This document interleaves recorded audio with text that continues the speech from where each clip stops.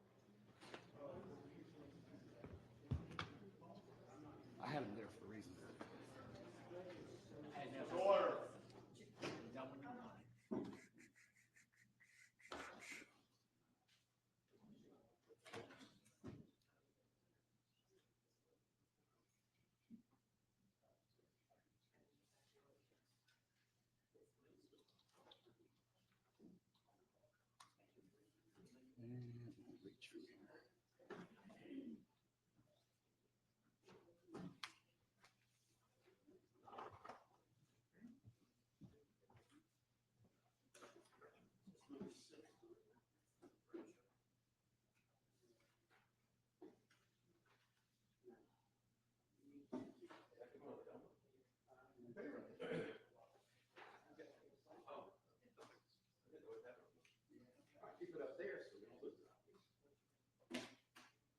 Did you figure it out, Joe? I did. So what do you do? Took it apart and put it back together. So there's no way to capture an image from the device itself. You must use the remote. There's zero chance for a device designed for a courtroom, classroom, boardroom, you'll lose the remote. That's never going to happen. Or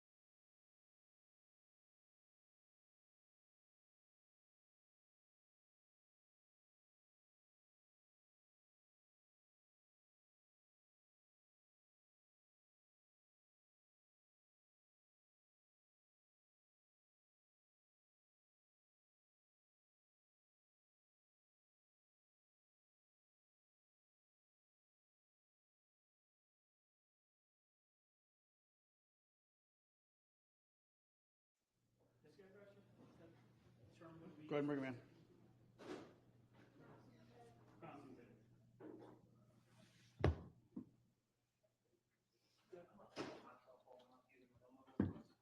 You can try to see if you can angle it so that angle it so it doesn't go in your eyes, and then see if that's better. But you can turn it off. I don't mind you turn it off. Just when we installed that, 10 years ago, we had to turn off that light because it cast a shadow on the document camera. And then maintenance came through one day, was like, that bulb's out. We're going to replace it. And they walked up and tightened it back up. And I'm like, yeah, y'all got to get back on a ladder and unscrew that.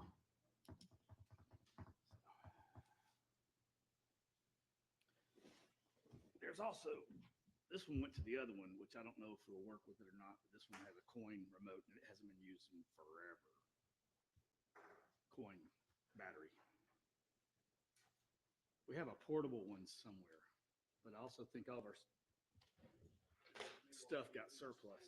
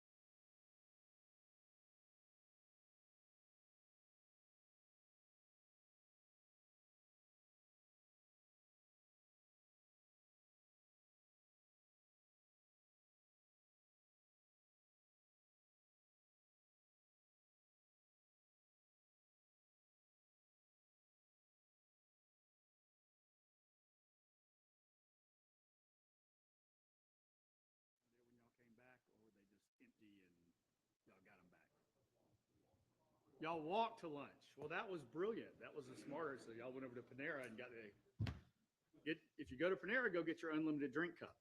All right. Thank you, please support State College Melanie Thrasher. Ms. Thrasher, raise your right hand.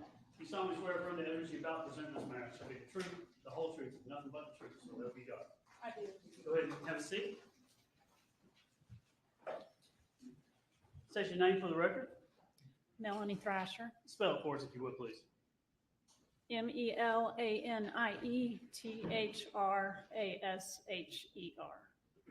What is your title at the sheriff's office? Currently, I'm a crime scene technician. And how long have you been doing that type of work? I was certified in 2018, and then I went, and it was extra duty. I was also the evidence supervisor, and then in 2022, I went full-time crime scene. All right, tell the jury if you would, kind of just give a little bit more information about are you a post-certified officer? No, I'm not. So kind of, did you come in from the civilian side and start working? Yes, I did. Just kind of give them a story of how you got into it and then how your job progressed and what you actually did. And this is a second career for me. In 2012, I joined the sheriff's office.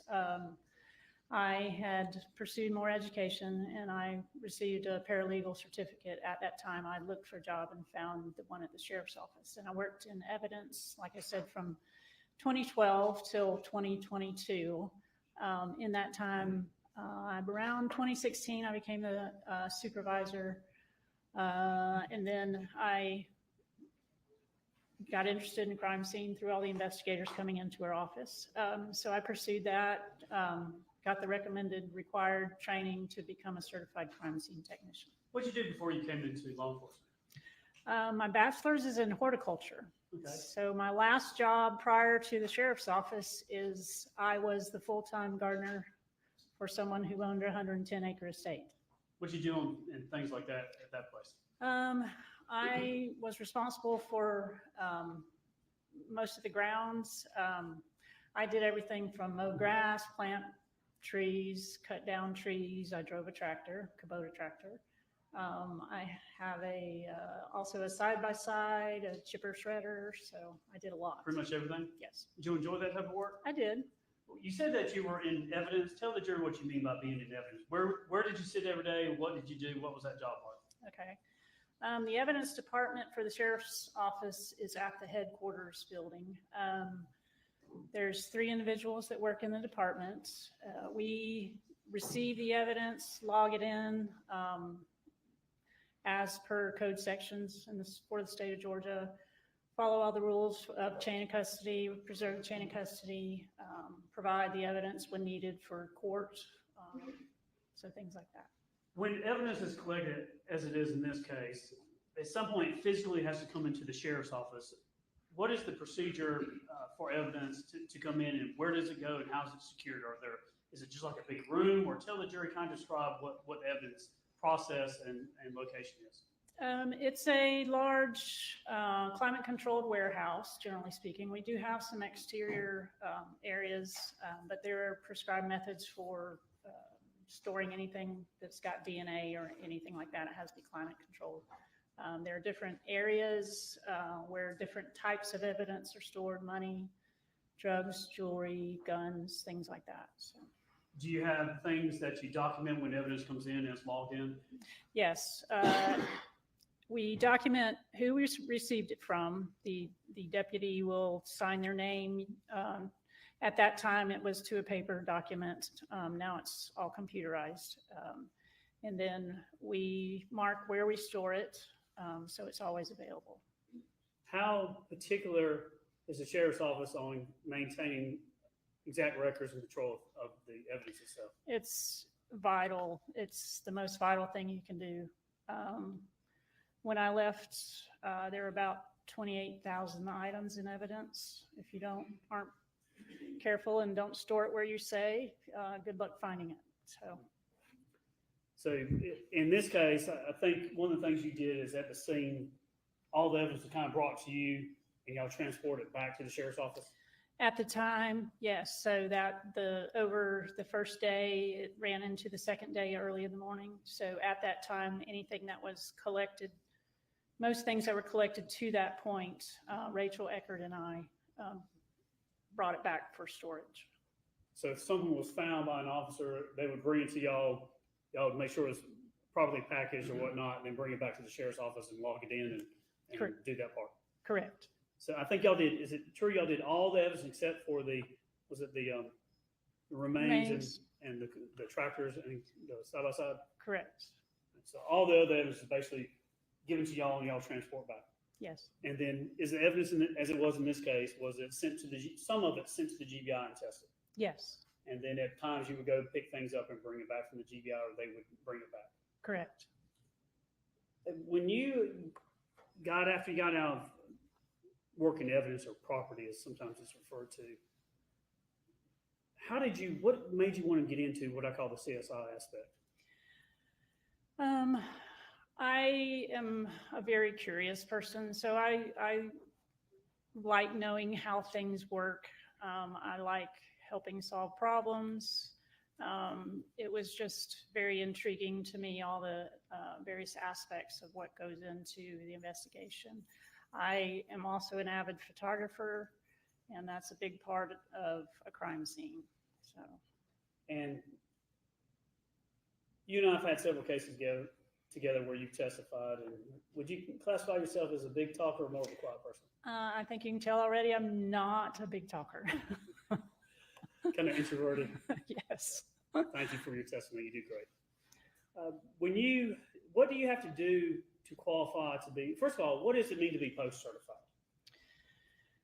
I'm not post-certified, so I can't get that completely correct, but there's training, and then the Peace Officer Standards and Training Council. You don't have arrest powers, right? I do not. So a fully post-certified officer would have arrest powers? Yes.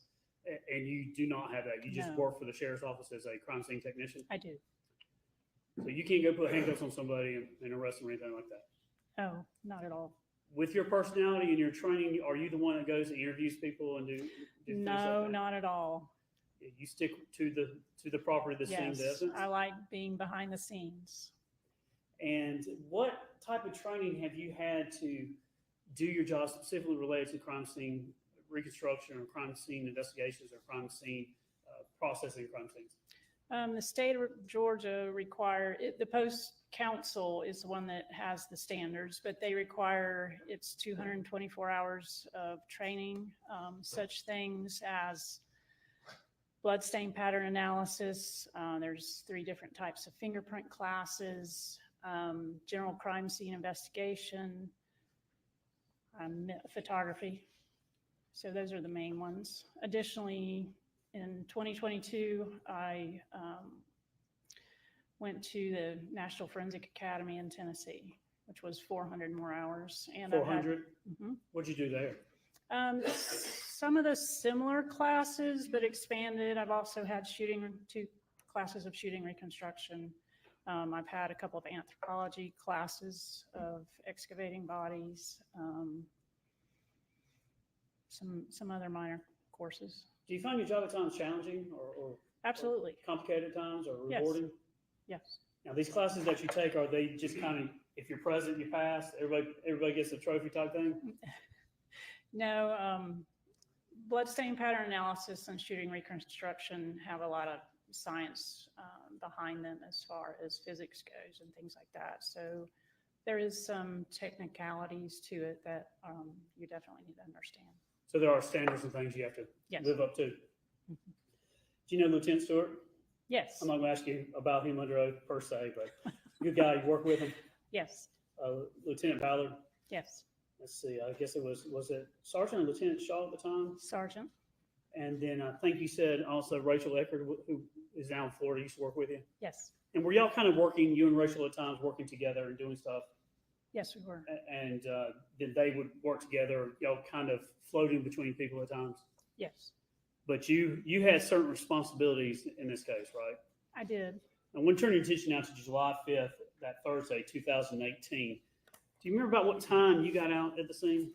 Approximately 3:20 p.m. And do you remember how you got there?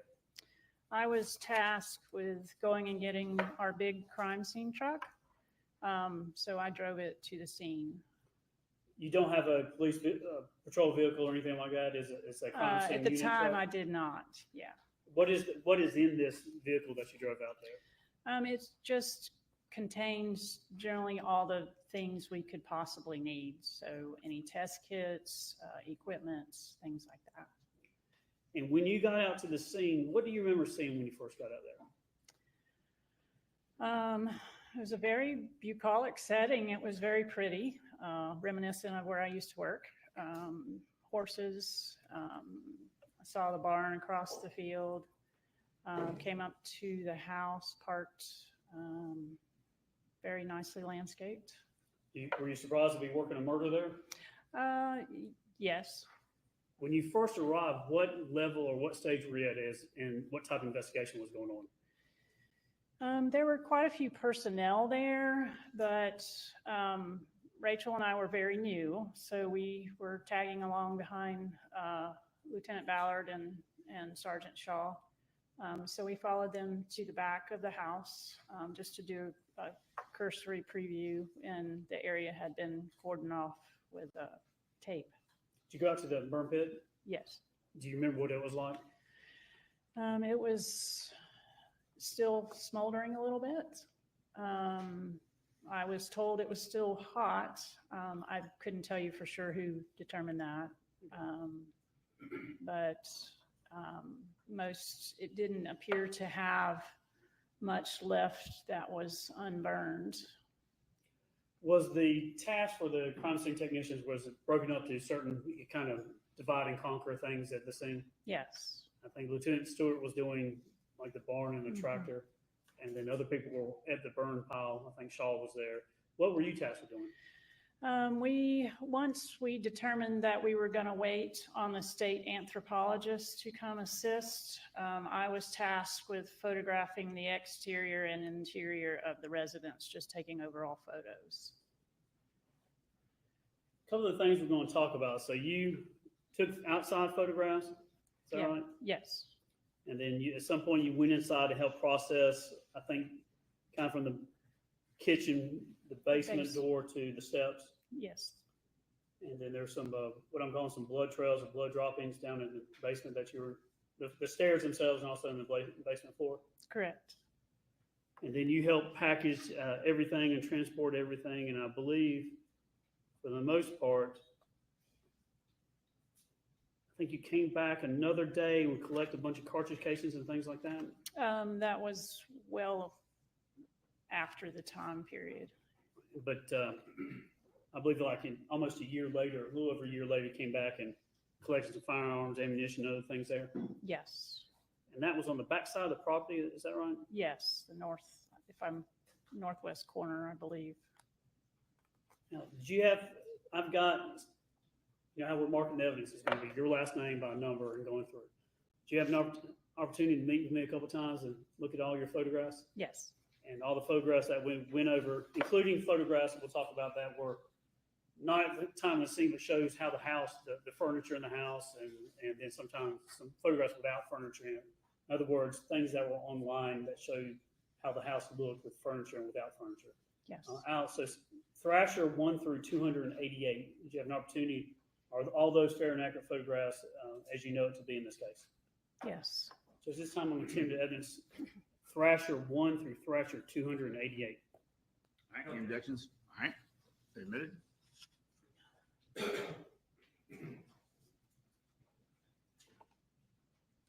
You can either look at these or they're admitted. You can look on the screen too, so I'll put them over there in case you want to look at it. Hopefully you can see on the screen.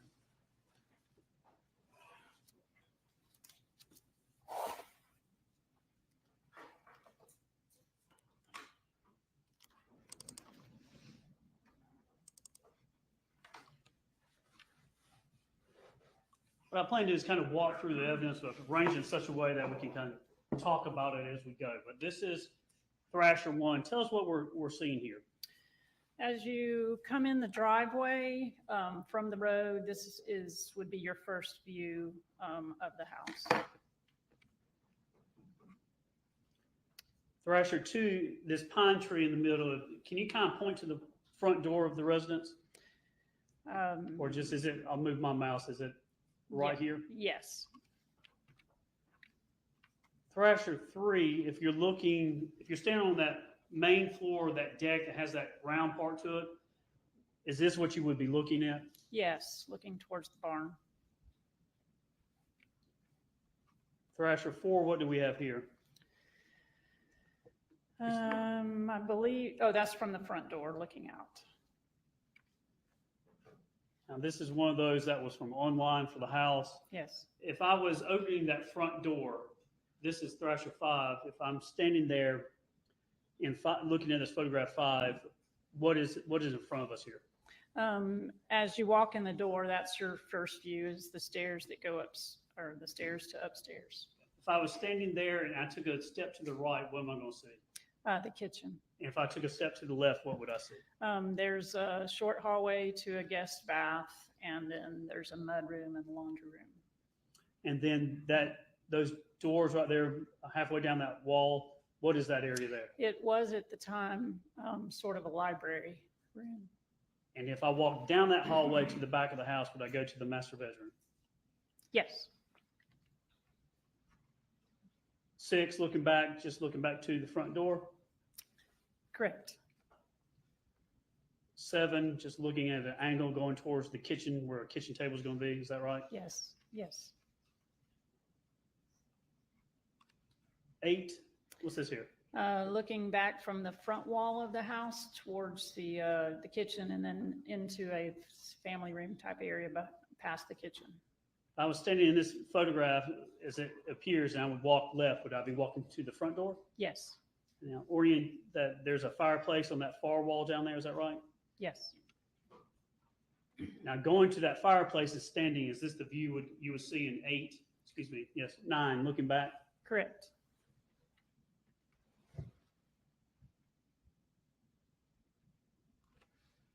Kind of moving the fireplaces to my back to the left. Is this another view? So you see there's other doors going out to the other side of the house. Yes. Now, I'm not sure technically if you drive up the driveway and go through, if you could drive through the garage, that's kind of, to me, is kind of north. So you got the east side, which is the pond on, and the west side. But both sides of this house had a deck. Is that right? Yes. One over the pond is round, the other one's not. Correct. All right. Looking at 11, where we're standing here, I walk down this hallway with the library or study room be on my right. Yes. And then what's the door here to the left that's open? Where's that lead to? That goes down to the basement. Where this is at, I have the mouse, the hand. Did you find what you believe to be blood or blood droppings?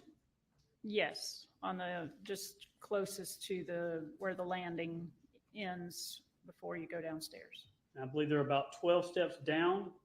There's a landing, you turn right, and then 4 steps down. Is that right? Yes. Tell the jury what you found, what type of blood evidence or evidence you found on those steps. It appeared to be blood that possibly was attempted to be, or someone tried to clean it up, possibly. It was very dilute looking. And then once you got on the floor down below, is this the basement where there's a bar? Yes. Now, if I walked out the steps and stood off the steps, the bar's in front of you, Yes. and then kind of to the right is the living room area. Yes. This is Thrasher 13. I'm standing what I call those the American doors. They kind of just slide like this. Yes. You know, I call them the American doors. You Yes. slide. I'm standing in front of those doors, looking back to the steps. Is the steps right here where this pointer is? Correct. And then this hallway, if you went down that, would that have been Gary's bedroom? Correct. And if you came down this hallway, it would lead to his office, In the media room. media room, movie room. Yes. Now, standing number 14, if I'm standing kind of at the steps, this is the area here that we're going to be talking about. Yes. Had a couch and chair. Now, this is from the internet for the house, but this is Thrasher 15. At the bottom of this photograph, what is here that I've got the pointer on? The garage. And then there's I guess a mud room and laundry room you're referring to. Yes. Of course, the front door here. Correct. Standing at the front door again, you turn right, goes to what area? The kitchen area. You turn left, comes down to, I think there's a bathroom here. Yes. Walk down hallway. What do we have here? The study or library. You go up the steps, you go to the second floor. Correct. Deck on this left side, if you're facing the front door, is that right? Yes. Deck on the right side, the big circular deck. Yes. Is this where the fireplace is? Yes. So go with the mouse. If you're walking along that deck, you could go and there's a door here. It goes into the master bedroom. Correct. Say 16. This is the second floor. Correct. Come up the steps. You have to kind of turn around 180. And then basically on this level, is there two main bedrooms? Yes. One room here, then another room, and then a bathroom. Is that right? Correct.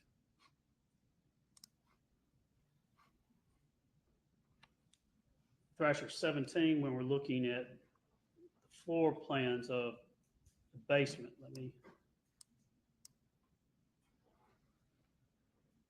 Coming down the 12 steps, you hang around and go down the 4 here to the landing. Is that right? Yes. Walk up a little bit, and then you kind of go to the right, and there's, in this picture it says recreation room, but is this where the Farrises had the couches and things like that? Yes. There was TV in there too. This bedroom was where Gary's bedroom was at. Yes. CPAP machine was in there. Yes. Go down this hallway, hang a left, there's the movie room or the media room. Yes. And then here it says workshop, it was his office. Correct. French doors here. Yes. Go back to the living room area, the American doors or the sliding open doors here. Yes.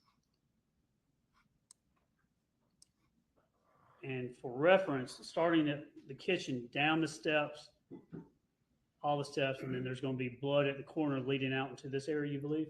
Yes. That was back, not that. I'll rephrase. When you come down the steps here, Yes. was there anything leading from this area to this area? Yes. There were what appeared to be drops of blood.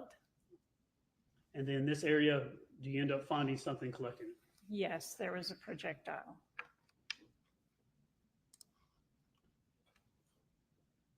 $18, is that just a picture of the house? Correct. 19, another picture. Yes. 20, front door. Yes. 21, garage. Yes. 22, front door again. Yes. 23, showing the porch going around to the master bedroom. Yes. 24, a view looking at the pond. Correct. 25, looking back to the barn. Yes. 26, this is looking back towards the house from over the pond. Is that right? Yes. 27, Barn. 28, inside the barn. Yes. 29, inside the main house, the walk in the front door, seeing the stairs. Yes. 30, is this the master bedroom? Yes. Notice the doors here that Right. walk out to the balcony. Is that right? Yes. Master bathroom. Yes. Keep going around. This is the bedroom upstairs, the main bedroom. Correct. Then what I'm calling the kids' bedroom, the other guest bedroom upstairs. Correct.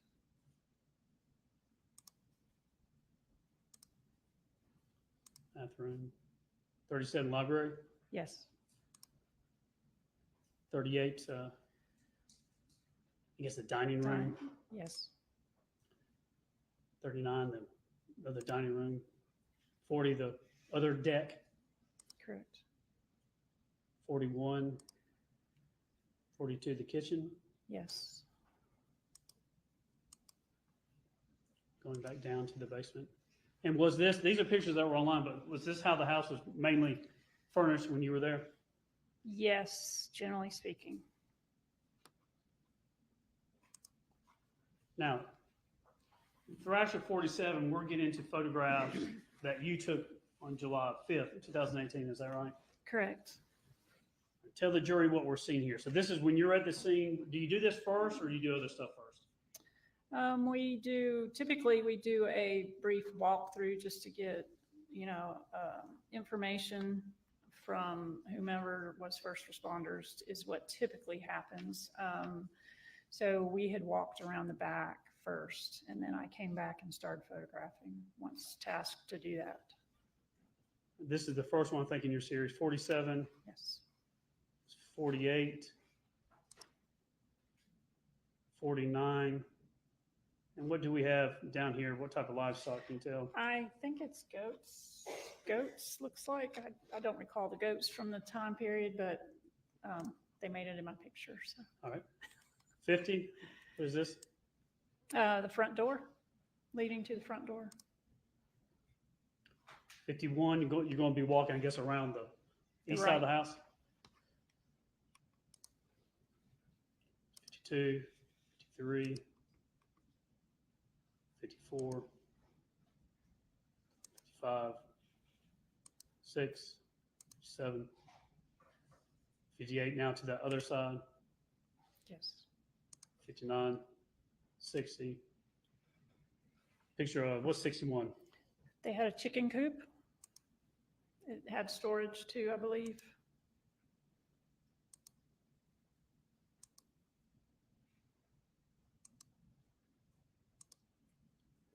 And then 67 is showing a walkway down to the basement area. Yes.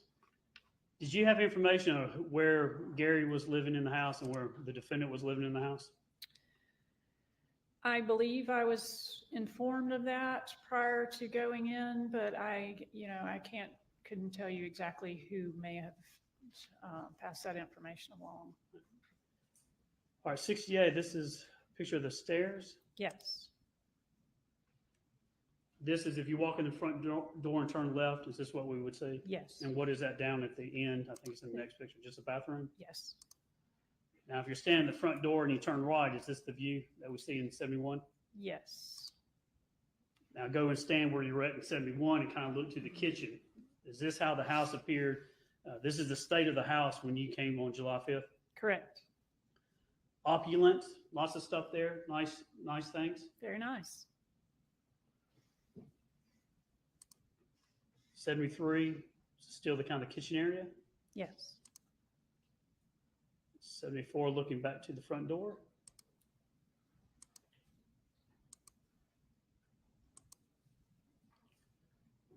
Uh, 78, I noticed you got a dog in the picture there.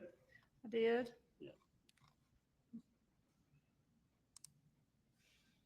79.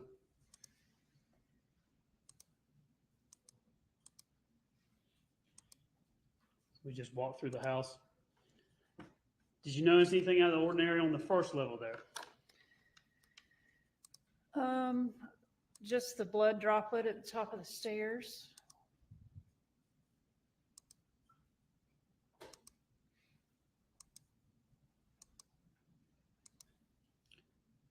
Now we're going to move upstairs.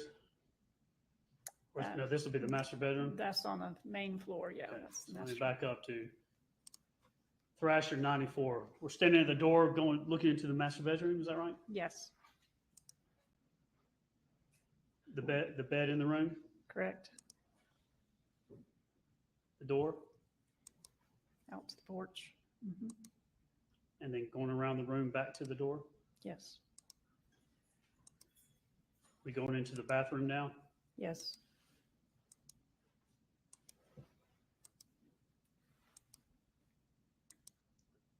Now 108, are we on the back deck? Yes. 111, this is outside of the master bedroom. Yes. Yes. It's upstairs. Beginning of 115, we're going into, what room is this we're going to be looking at? That's sort of a mud room. The door there leads into the garage, and then to the right is where the laundry room was. So 115, that's the garage door. Yes. If I step down off this step here and turn right, this is the washroom. Yes. Is this the state that you found things when you took photographs, Yes, including what was inside that? correct.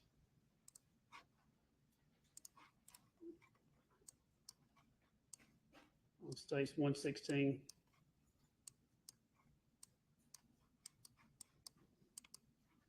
The towels or whatnot in there. 117, door there, just in the It same goes- areas on that. Yes, yeah.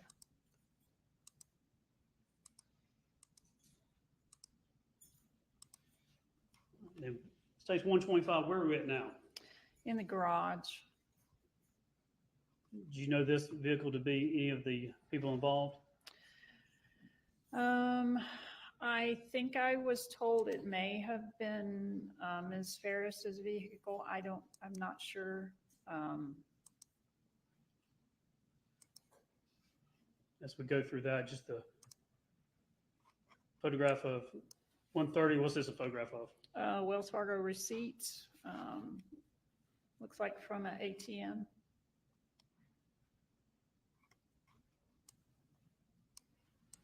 And what was the available balance there? $11,046.85. 131, just more receipts? Yes.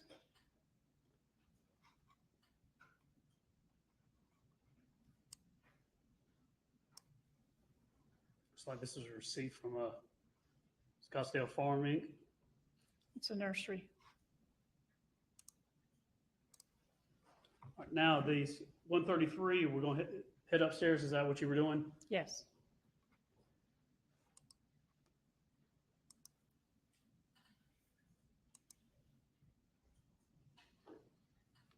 $136, you stand at the top of the stairs. Is there a bedroom to your left and a bedroom to your right and a bathroom in the front? Yes.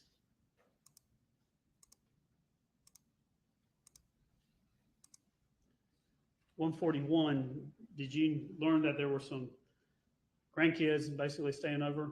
I did. So we're going to be walking what I'm calling the kids' room. Right.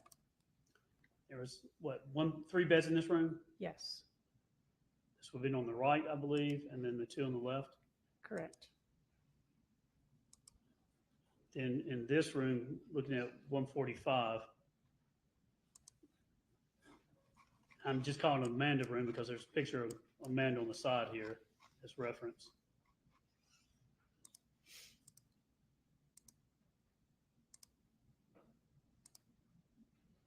And then now going downstairs to the basement, this is 151. What do we have here? That's the movie room, theater room.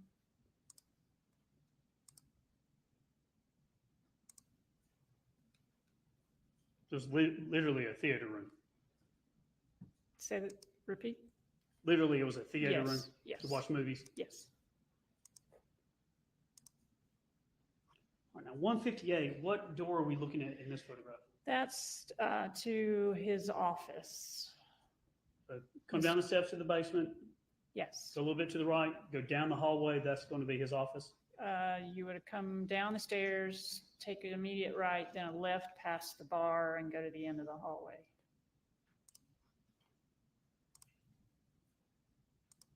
You took photographs just of the office, how it was. Yes. And this was, what date were you doing this? It was July 5th.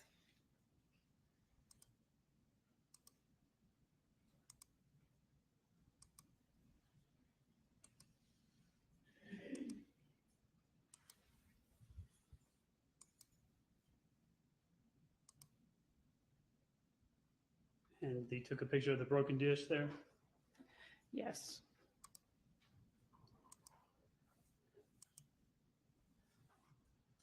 $177, standing at the office, looking back down the hallway towards the living room, if you would, in the Yes. bar. Down this hallway, what's going to be down here? On the far end would have been his bedroom.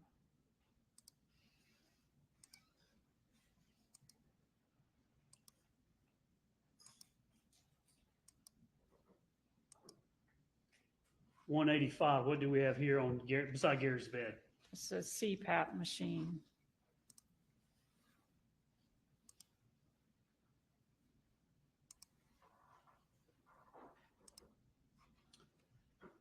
Now, this is 188. How long were you on the property processing everything?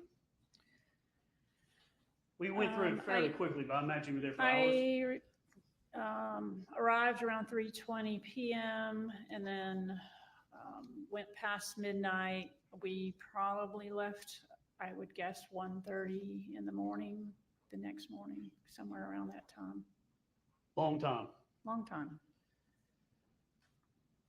What I want to talk about now is, as we go through 189, you taking photographs and going to document what you believe to be blood and cleanup. Yes. 191, is there anything significant in this photograph? Parallel, if the door were shut, there is a blood droplet what appears to be a blood droplet right there adjacent to the door if it was in a closed position. How did y'all find it? How did you see it? I believe in the initial walkthrough, we were told that there was some in that area. So we were just very careful about following, proper protocol and looking very carefully before we went forward. From this area right here, the steps at the top and the kitchen lean down to the basement. Is it, I think 12 steps down, is that right? Approximately, yes. 192, 93, 194. Just closer up, so what you believe to be blood. Yes. 195. That's a photograph here of the steps. What catches your attention with these? The first step, there's just what I would consider a very diluted possible blood stain. It looks the second pattern, white pattern from the right. There's an area there that appears to be stained.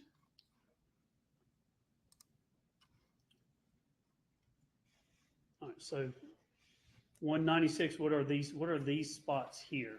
Those were darker. We were not sure as to what that was, but anything we would note anything that possibly could be blood stains.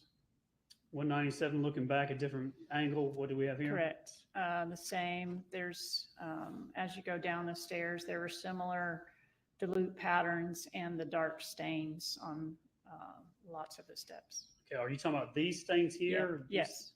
So this right here, what is this to you? That it could be a attempt at cleanup.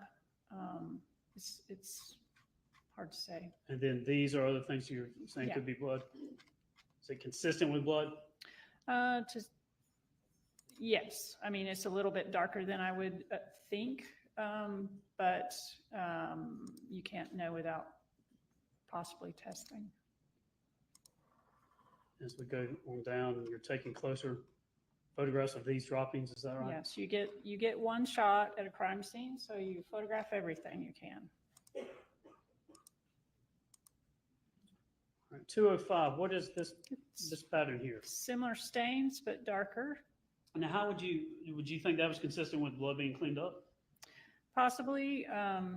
Bloodstain pattern analysis, different substrates, whatever the blood hits, it will react differently. So it, to me, does appear that there was attempt because it's a little bit broader than if it was just a drop.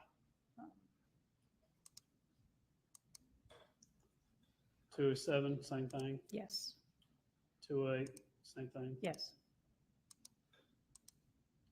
And then 212, what do we have here? Just more of the darker stains that we documented. On 213, what do we see here? If I'm standing at the bottom of the step, I am looking towards the bar, and to the right corner where the trim ends on the floor, there, I believe there was a stain there. Yes. This is 214, we're talking about right here? Yes.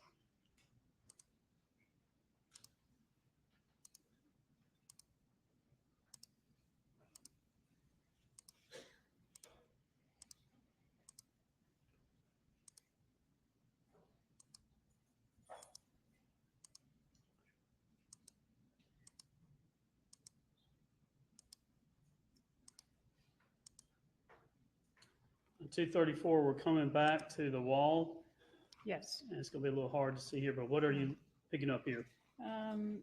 There is a stain, a single stain, looks like from the picture approximately a foot off the wall in the middle of the picture as you have it right now. Right here? Yes, I'm talking about right here. correct.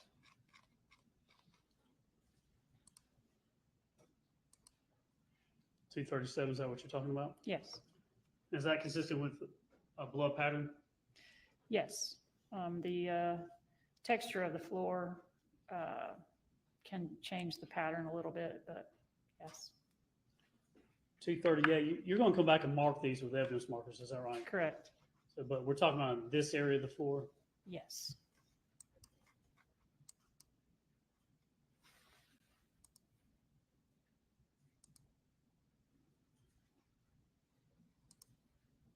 So as we get closer to 241, is this what drew your attention? Yes, Now, 242, we're here at, what is this thing here in the middle? it's a floor lamp. And what's behind it? That would have been a chair. And looking down at the side of the floor, what did you take a photograph of? Just the blood stain adjacent to the floor lamp. And then 244, another picture. Yes. All right. Thrasher 245, tell the jury why it's systematic, it's tedious, and we've talked about that, and the jury knows what's going on, but you take, I guess, bare photographs and you come back and mark them, is that what you do? Yes. And why do you do that? You want to show the scene as you found it. So before you alter it at all, you take photographs initially. And then we will go back and mark items of evidence as we find them. Here we got Thrasher 245, this photograph. Tell us, kind of for the record, from the light itself, where that in front of the ottoman with the marker 1, walk us through the numbering and where it's going to in the photograph. Okay. So this is in the basement next to that floor lamp. Ahead at the end of the hall was his bedroom.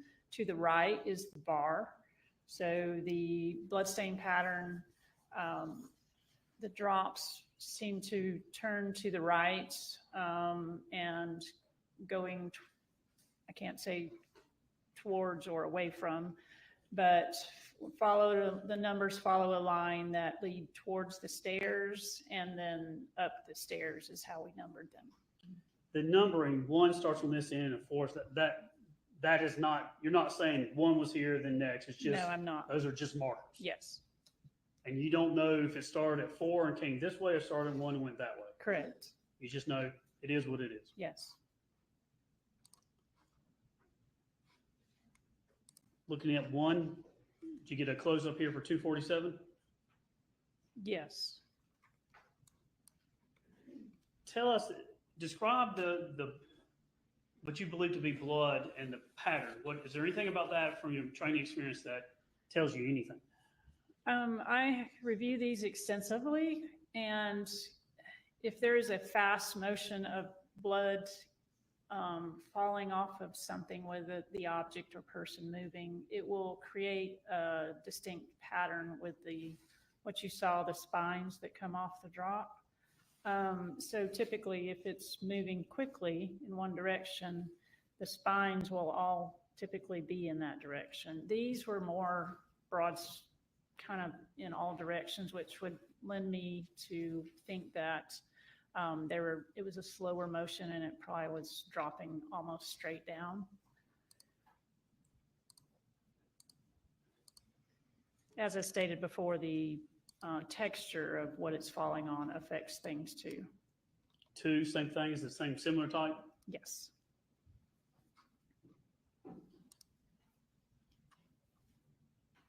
This is 254. What do we see with this evidence marker 2? Evidence marker 1, now evidence marker 2. Ian? It's just multiple smaller drops. No real directionality in them. Again, just Straight down seem almost? to be, unless there's a distinct speed to it, they'll generally just look more round. Now 3, this is evidence marker 3 or EM3. Yes. Anything distinctive about this one? I've looked at that one, and it, as far as a height goes, that can make a difference. The higher or the more blood volume, it can cause a bigger drop. So the spine's extended further out. You think about it being bigger than the other ones in the size relation? Yes, so possibly more volume. And then 4 by the corner there. Right. Similar, it was a little bit bigger drop as well. There's a void in it.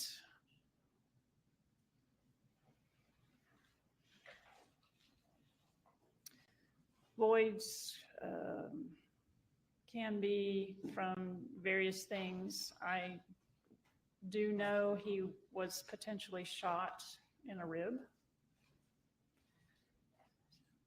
So in that, if someone is shot in a rib or shot in the respiratory system, you can also get the, Yeah, I think she's about to go outside of her expertise. Okay.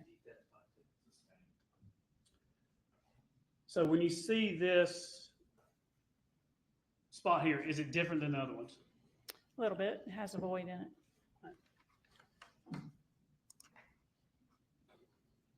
And it is located closest to the steps, is that right? That one was, I believe, at the other corner, the one near the hallway that went down to his bedroom. Let me back up and see.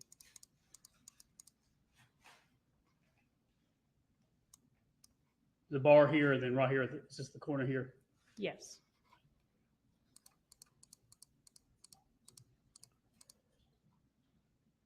All right, 260, we've got some markers here back on the steps, just showing things you saw on the steps that you thought could be consistent with blood. Correct.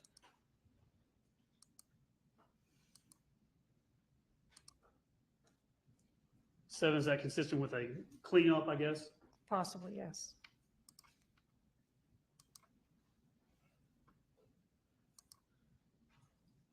And then spots 8 and 9 up the steps. Yes.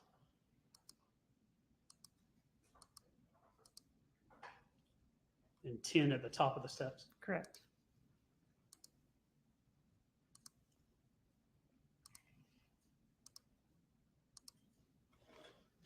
I'm beginning at Thrasher 279. Drawing attention now to this ottoman. Did law enforcement, was it pointed out to you that something was on the floor? Yes, one of the detectives had come in, and while we were, Lieutenant Ballard and I were attending to the blood drops, they started looking through the room for he was looking for a possible projectile, and it was found there adjacent to the ottoman.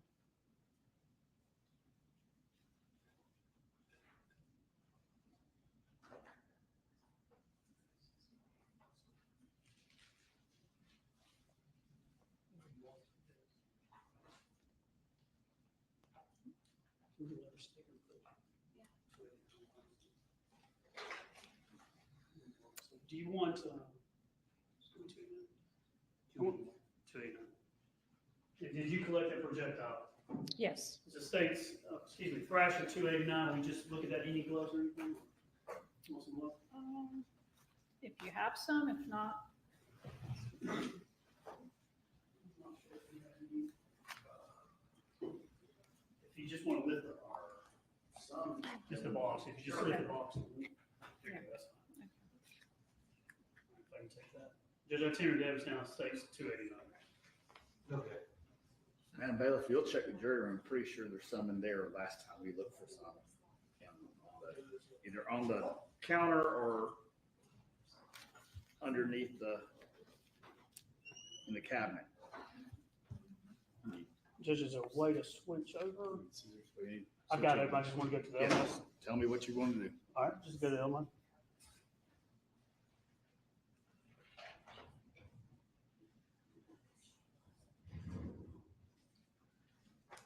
There may be some gloves in the cabinet, they were saying. No.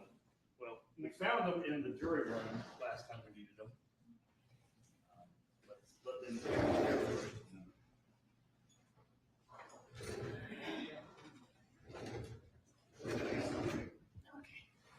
I'd say, all I want you to do is if you take the gloves, I'm gonna hand it to you. If you can just lay it out flat, like just Okay. in the center for me, and then tell me, put it on.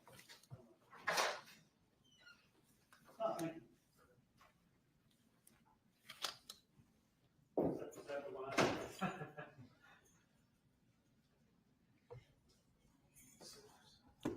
I think we're good, Judge. We're just trying to get so you can see. That's perfect.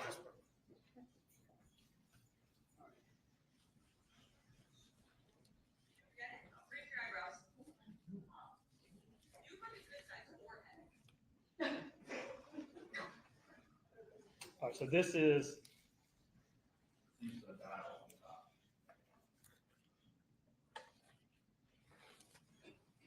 as we're gonna go back through the pictures, but this was the bullet, I think the technical term is a projectile that was found on the floor. Correct. And was that properly maintained and stored and sent to the GBI for testing? Yes. And was that the only projectile that you found or law enforcement found in the residence? In the residence, yes. And is this, the shape it is in and the way it looks is pretty much how it was when you collected it from the floor?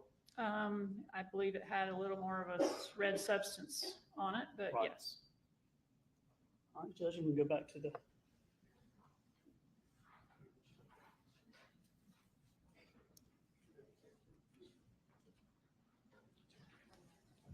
What's that? Yeah. Turn it off. All right, 279. Right here where I have the mouse, the cursor, is that the projectile? Yes. 280, a closer view. Yes. 281, even closer. Yes. 282, Yes. 283.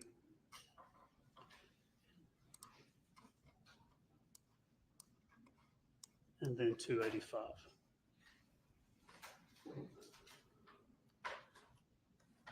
Now, in relation to where the blood from the steps to where the projectile, was it kind of like a straight angle?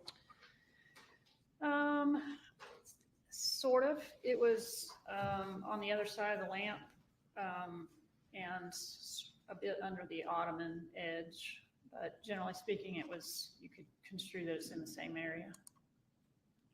286, 87.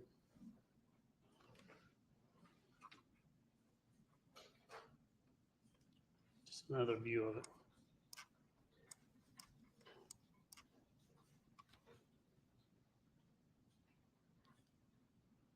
Now, at this point, when you find this, to your knowledge, had the bullet in the ribs already been found?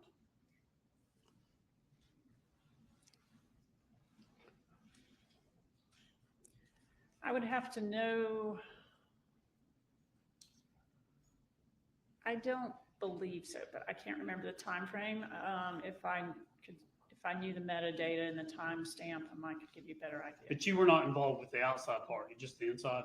I did assist with raking some around the burn pile. Now, when it goes to the blood trail from the steps down to the projectile area, I think you said there were 3 cleanup areas you noted, Yes, and then the rest were the droplets that you noted that we've seen. correct.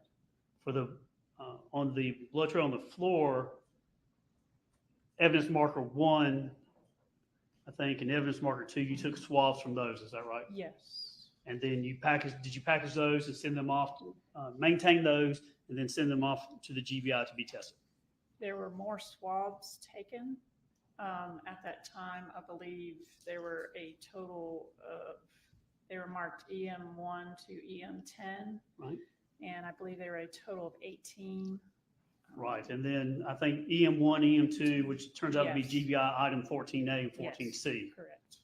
All I'm asking is, all the swabs you took, evidence marker 1, evidence marker 2, which is GBI 14A, 14C, those were sent to be tested. Correct. And do you know the results of that testing? We stipulate, you know, they're back though, right? Yes, We'll get to them later on the trial. Okay. And you help collect those, maintain those, and then also, I think you help baggage and transport everything as we talked about, and that's pretty much what you did on that day. Is that right? correct.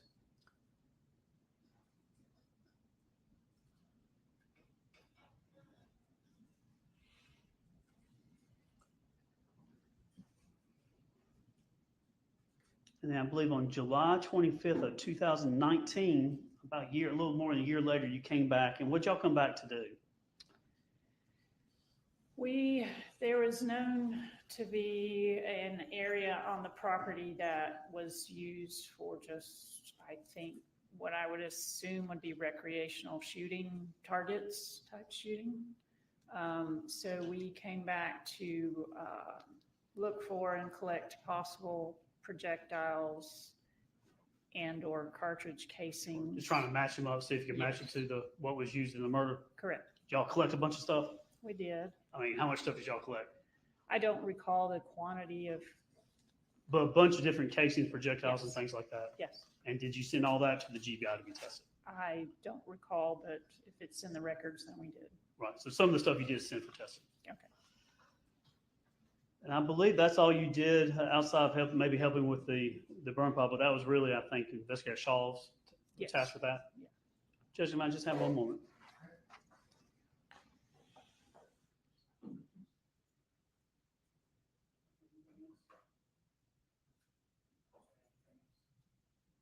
Judge, nothing else this time. Cross.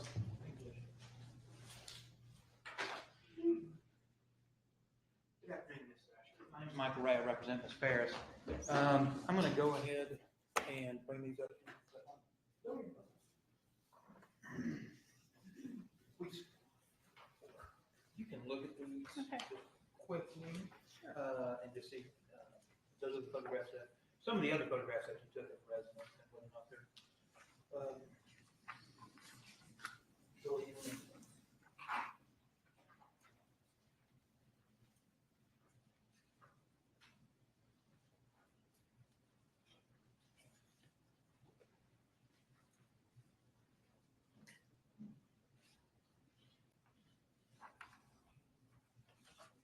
Appear to be.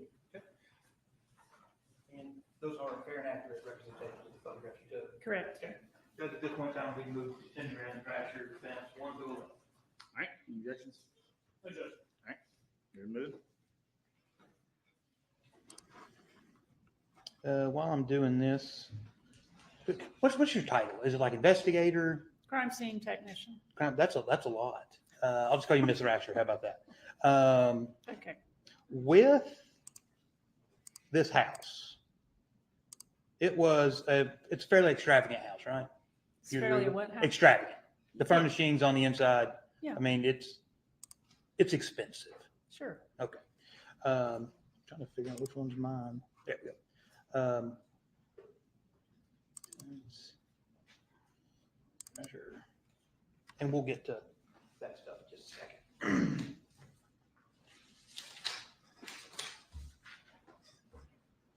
First thing is, because you had testified on direct that you were relatively new back in July 5th, 2018, correct? Absolutely. And how long had you been on the job at that point? I missed that. I don't recall when I finished my last class, but I had probably only been to a handful of scenes prior to that one. Okay, so only a handful. How much time do you think you had actually in the field being a crime scene tech when you arrived at Purcell? We did a 40-hour kind of practical type thing before we were signed off. But including that, I would say 70 hours. And that'd be total? Probably. Okay. So about 70 hours in the field when you got there. So when you got there, I know you said that you were kind of working under Shaw and Bauer, Yes. right? Who was actually in charge of the crime scene technicians on July 5th, 2008? Due to rank, Lieutenant Ballard would have been, but Sergeant Shaw, I think they divided tasks because it was such a large property. Okay, So I'm not privy to who decided what. Okay, so essentially both of them were in charge. Yeah, So you could take orders from either one of them. absolutely. Okay, and who was it, Shaw or Ballard, that assigned you your duties?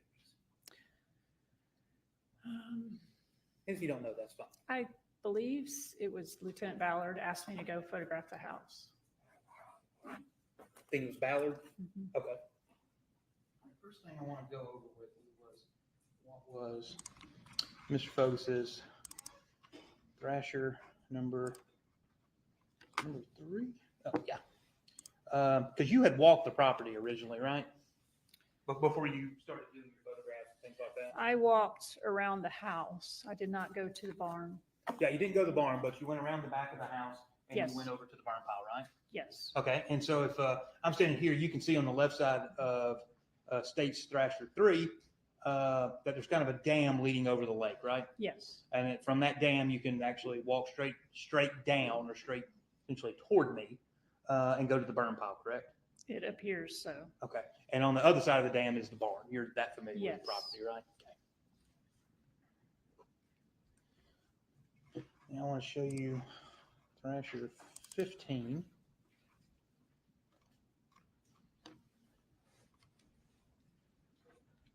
Okay. So the blood drop at the top of the stairs that you talked about, Yes, I've kind of got my, well, it would be a cursor, but now it's a hand. So it's somewhere around where the hand is clicking, right? yes, And that is that solitary single drop, right? correct. Okay. Did you actually swab that drop? I can't tell you for sure. I don't, from the way I remember the evidence being marked, we use the evidence markers and on the property or the evidence items.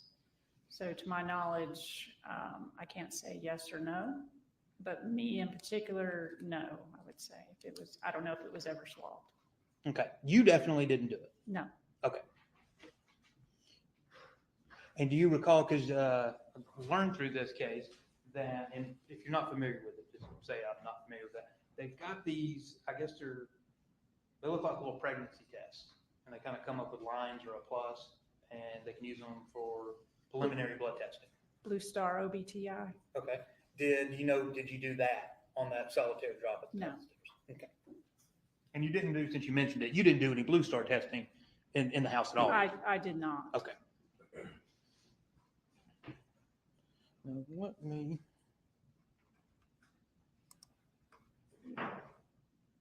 I'm going to come back to 16.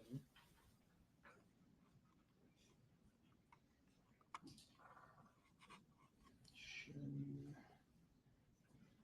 6. So is the 46 the basement photo that you took? Yes. That photo in particular is not, It's not your photo. it's not my photo. That is that a photo from one of the Zillow photos, maybe?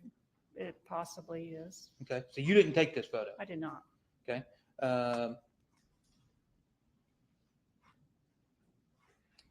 It looks similar to some of your photos, correct? Correct. Okay. Yes.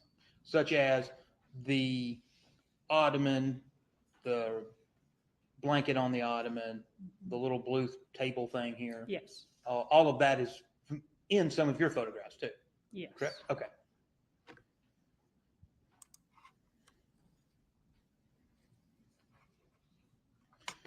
And Thrasher 68. Okay. This is leading upstairs. Correct. Okay. Whose stuff is this? I do not This know. here at the bottom. That was a picture. That's my task, is taking pictures of the scene as I found it when I walked in.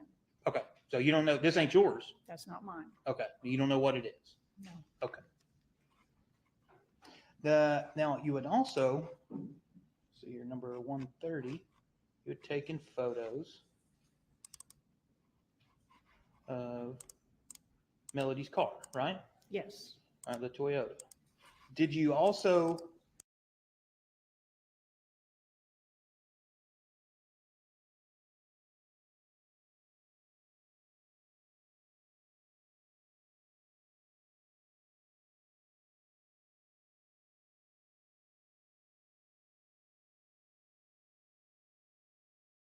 take any photos of Gary's car?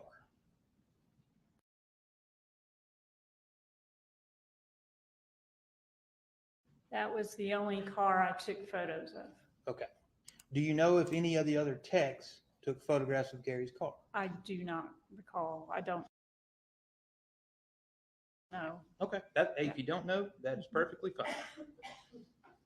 Now, number 194. I think. So that's the blood drop at the top of the stairs, Yes. correct? Okay.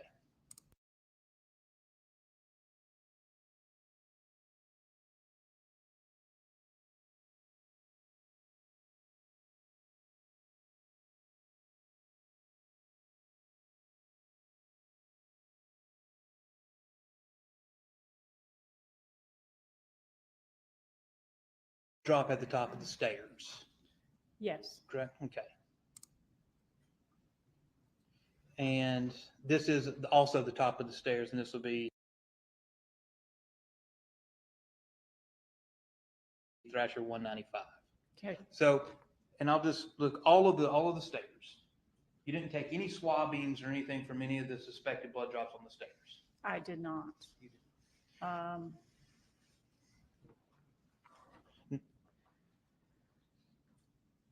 The markers, I know the evidence was labeled EM1 to EM10. I'll get to that when we get down Okay. the stairs. But at least, let's just say that first set of 12 steps that go down to the landing. Right. Right. All right. You didn't take any swabs of any of that suspected blood, right? I did not. And there was no preliminary testing done on it either. Not that I know of. And to the best of your knowledge, the carpeting wasn't removed, so it could be sent off to be tested either, was it? Not that I recall. Okay. Let me just get.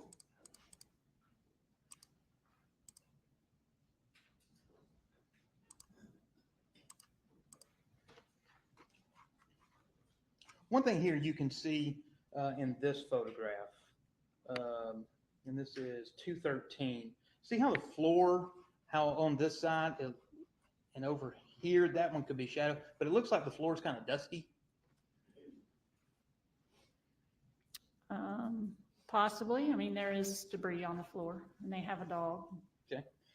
Exactly. And how many dogs? I think Mr. Fogus had asked you, how many dogs did you see in the house? I saw one. Just one? Okay.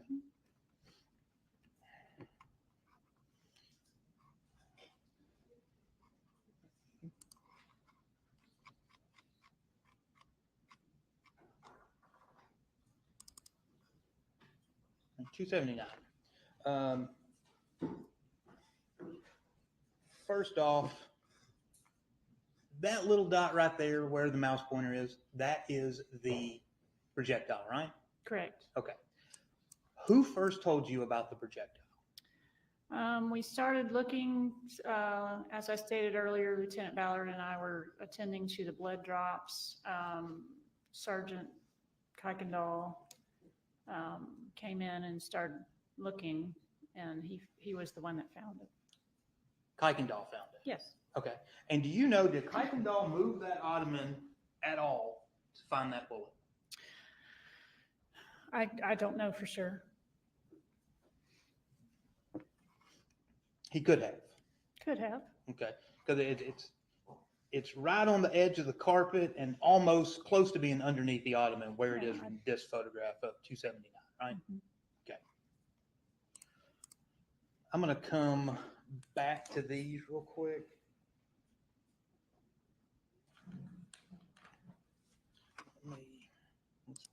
Back.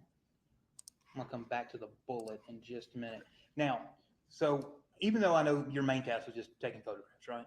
Correct. All right, and documenting everything. Did you see any blood on this chair on the right hand of stage 279? I don't recall seeing any. But if you would have documented it, right? If I saw it, I would have documented it, yes. There's no blood on the blanket, the ottoman, the little end table. Not at the time. I did not notice it at the time. The scene was held for 3 more days, so, and I did not go back out, so I don't know if anybody re-examined that after the fact. Okay, I'm just talking about what you did. So you didn't see anything. Okay. And the rug, the coffee table, no blood found there. Not, Okay. no. And if you, let me zoom in here. Let's talk about this one, 281. You don't see any blood in this photograph, correct? I did not at the time. But you can also still see the debris and stuff on the Yes. floor. Okay. You also don't notice any, I'm trying to think of the way to phrase it. There's no impact marks, right? There's no hole for the bullet, right? At that time, we had not noticed any, Okay. so I don't know what was searched after. Okay. But at least in this photograph, there's no impact, like there's no skid marks or anything from a bullet. Not There's in no that hole area. or anything in the floor. Not in that area. Did you find any bullet holes in the basement? In the time I was there, I did not. Okay. And while I've got it, because the way that it was kind of done, this, see the red tip Mhm. on the projectile? Yes. Now, how familiar are you with projectiles? I mean, there's so many different types of ammunition and There are. rounds there. It's hard. Well, I'm not going to ask you about that. Okay. That red where the little hand Yes. is that's not like tissue or blood or anything, No. right? It's actually a red polymer, correct? Right. Okay. It's actually part of the bullet. Yes. Okay.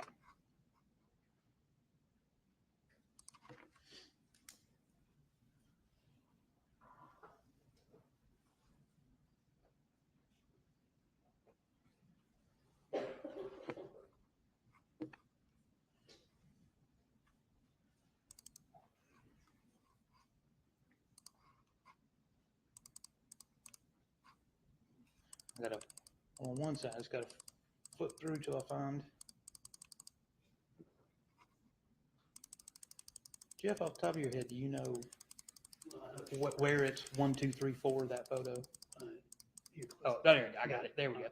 I knew I'd get to it. 251. All right. So position 1 there, when you, because we use some different terms, you keep saying like EM 1 and 2, and I know what you're talking about. Make sure the jury understands. You say like EM 1, we're talking about that one solitary blood drop next to the lamp, right? Yes. And EM 2 is what is marked on the screen right in the middle of it is number 2. Yes. All right. Now those 2 spots you did take swabs of. Yes. Okay. And those, you package those up and send them off to the crime lab. Right. Right. 3 and 4, and then we know going around the corner or going back up the stairs where placard number 5 is, not swabbed, not tested, not taken. To the best of your knowledge, you didn't do it. Correct. Okay. Now, past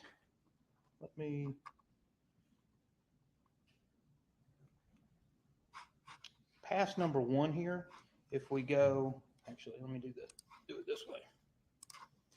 That down. This number 15.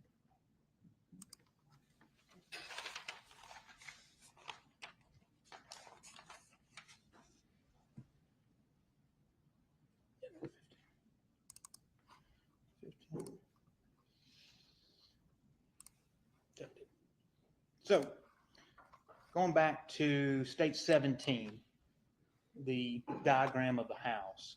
So, and I'm just speaking kind of roughly. So around here, kind of in the middle to the right where the little hand is, that is where that number 1 blood drop was found next to the lamp, right? Yes. A Okay. little bit forward of where you have it, but yeah, Okay. generally. in this just general area. Yes. You didn't find any more blood leading to, we've had a joke about this case for a while. I think these are what we're calling the American doors, right here on the right-hand side of the photograph. Correct. So there wasn't any additional blood leading that way, correct? That you found? No, Okay. There wasn't any blood leading back to the workshop, which is where Gary's office was? not that we found, no. Okay. And there was no blood leading down the hallway toward Gary's bedroom. Not that Correct. we found. And then yet again, the suspected blood that you testified about regarding the stairs was never tested. Not to my knowledge. Okay. And the blood at the top of the stairs, you don't recall if it was swabbed or not. I do not.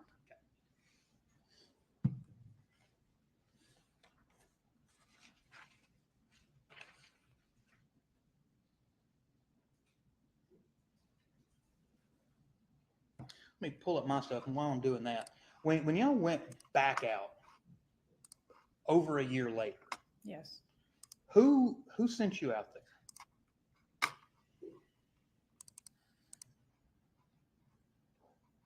I was asked by Sergeant Shaw to go. It sounded like at the behest of the DA's office, possibly to see, but I wasn't privy to those conversations, so. Okay, so maybe somebody at the DA's office. And do you recall when was it you and Eckhart went back out there? No, there were, it was me and Shaw, and I believe there were several others. Okay. And you had just collected up essentially a bunch of We fragments, bullets, projectiles, and gathered them up and sent them off to the crime. We used metal detectors to find them. There was also a tree that was apparently where a target was leaned up against the tree at some point in time. What was that leaned up against the tree? Probably a target that was. Oh, I okay, think- yeah. So somebody told you to go and you went. Absolutely. All right. All righty. Now, Thrasher Defense 1, did you take this photograph? 'Cause I don't want to confuse you because, Zillow photos get mixed in with other ones. That does not look like a photo I took, I don't think, but I can't be for sure. Okay. But you would agree that's the house you were in, right? Yes. Okay. And you can see that we'll just presume that this is around July the 5th. There's nothing wrong. There's no damage or anything. You didn't note any damage in your report anywhere in the basement, right? I don't recall any. Okay.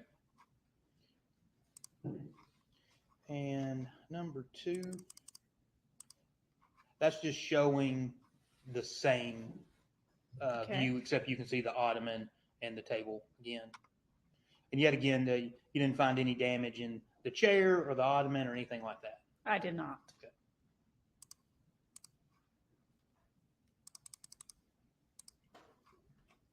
Yet again, same thing in 3, 4. Apparently, you have to pay money to make Adobe want to rotate pictures easily. That is not a free feature.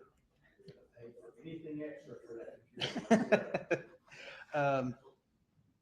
And this photo too, and one of the things is on that coffee table that was there was all these candles and things like that, right? Yes, I think there was a remote in that dish, maybe. Got a dish, and you can see there's like a vase there, got a glass or what looks like glass or ceramic lamp too. And you said that, and like while you were there examining that, you didn't see like no broken furniture or anything like that, right? No. Same thing, just a different angle.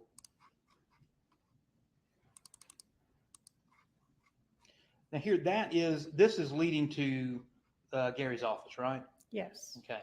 And the doors that I had mentioned, is that where the American doors are, or is that the French doors? All right, so the American doors are over here, and that last blood drop is kind of right in the middle of this photograph, right next to the lamp, right? Yes. Okay. And yet again, no blood going this way, toward or down in the photograph, no blood to the left. None that we found. Okay.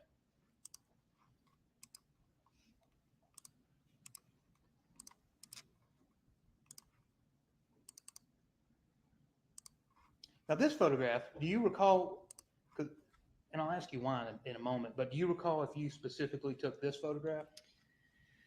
I think I may have. I'm not sure. It's dark outside, so when I was photographing part of these, it had It had gotten gone dark? past dark. Yes. Okay. Because I want to ask you about, when you look at this one, if you look at the other one, everything is relatively in place, right? Yes. All right, and The then in this one, the ottomans moved. yeah, so in this one, if you look at the bottom, the ottoman's moved, that Yes. blanket is now on the couch, the pillow Yes. on the right-hand side of the screen has been, for some reason, taken off the couch. Did you move those things?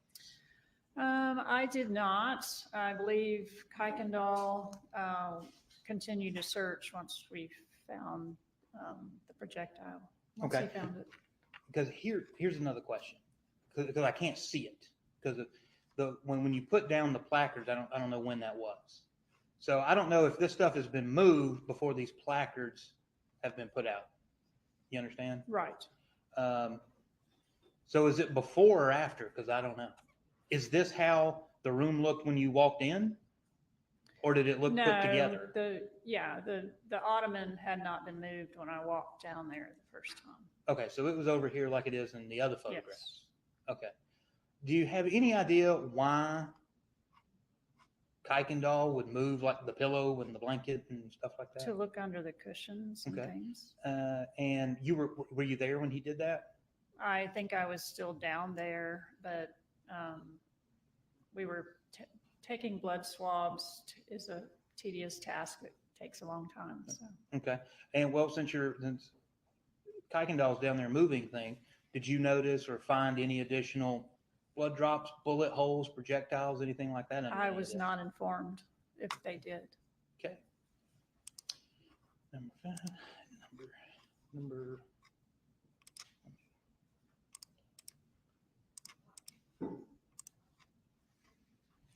And that's just a different angle, right? Yes. Okay.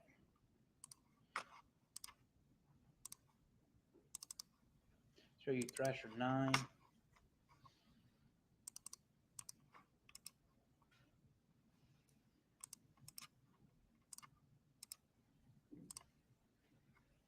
Okay, that's just the same placards that we had seen, Yes. that you would put out. And number 9 is just going to be a photograph of the blood droplet. Right?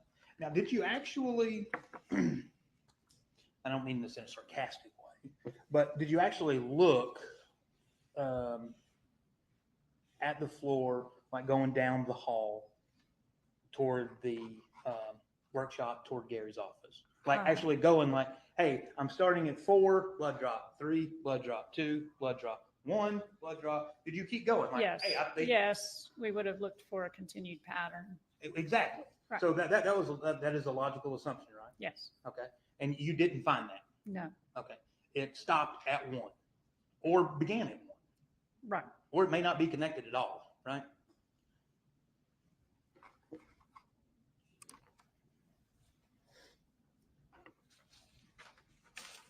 One second, Judge.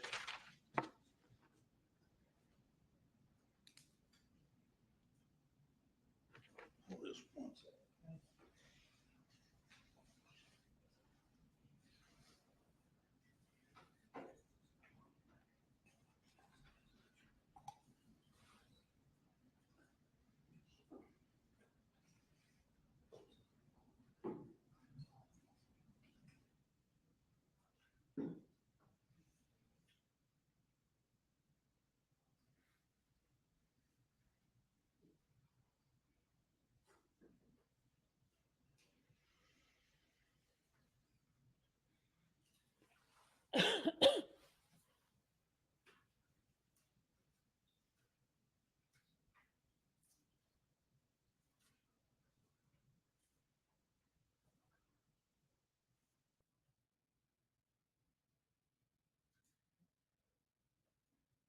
Mr. Ashton, a couple more quick things. With the, and maybe I can pull it up, I don't know. With the blood drops, with that numbering pattern, you and Mr. Fogus talked about it briefly. How did you come up with that numbering pattern? Like, why is this one? I guess my question. Why isn't this top of the stairs one? There's no real reason other than that's where the curvilinear pattern was. It did not have, we were not stating, as we said before, that that is where we thought it began or ended. It just was the easiest path. It appeared to create a path of some manner. Okay, so fair to say you were in the basement and you had your placards and was You like, would hey, be- there's blood drop number You one. would be correct. Okay, so basically just the easiest way to do it. Yes.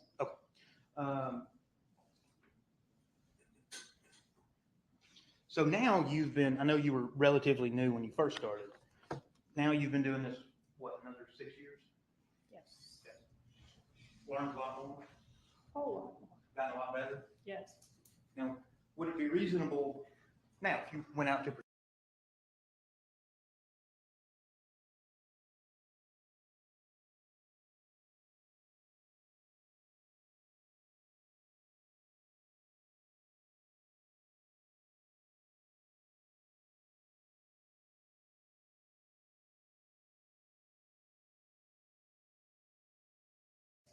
Now, would it be reasonable, now, if you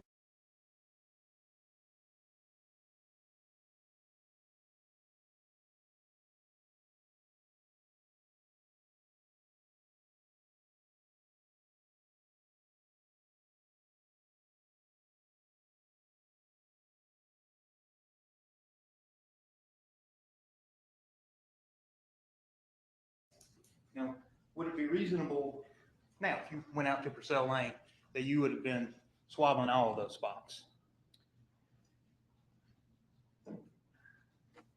I would have probably swabbed more, perhaps, but I was, as I stated, I was new and was following the lead of who I was working with.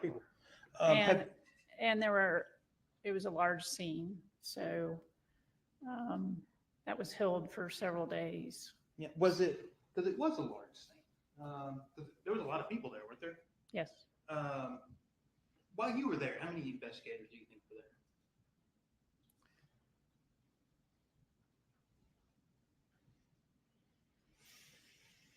Between investigators beyond the crime scene unit, 5 or 6, I really couldn't, I stayed in my area generally, and don't know who was called in and exactly where they were. Would it be a fair assessment that, I mean, it's fairly a chaotic scene, a lot going on, a lot of people running around? I wouldn't call it chaotic. I mean, it was Busy could be a better word. busy. A lot going on? Yes, you have to, but there were people that have been doing this a long time and were in charge of making sure it was constructive. But you also had Miss Eckhart here too, right? Yes. You and her were kind of doing this together? Yes, she was with me as I took photos and took some notes. And then she did more at the burn pile than I did. Okay. And one or two more questions. With since this, Yes. over the course of your career now, have you ever had to take something from a crime scene, such as, I need to take up this piece of flooring or this piece of carpet Yes. to send it off from the crime lab? Yes. You have done that? I don't know if I've taken carpeting, but I've cut pieces of wall before to find. Okay, things. cut the drywall out? Yeah. Okay. So in this case, just for example, you could have, or your superiors could have cut sections of the carpet out to send it off for It's testing. always a possibility, yes. Nothing further at this time. Farris? Thank you, Judge.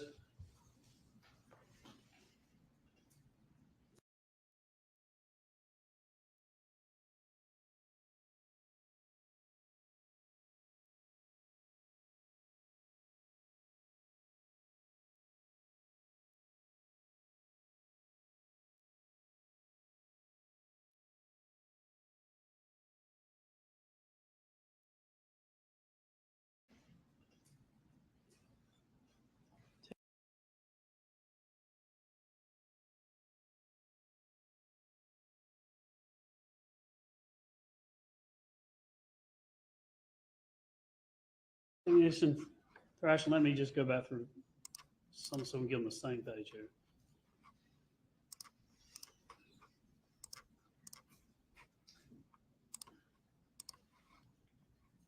All right, do you see these are Thrasher?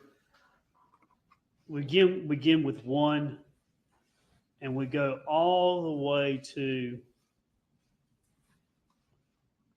Thrasher 65. Yes. Let me make sure I get this.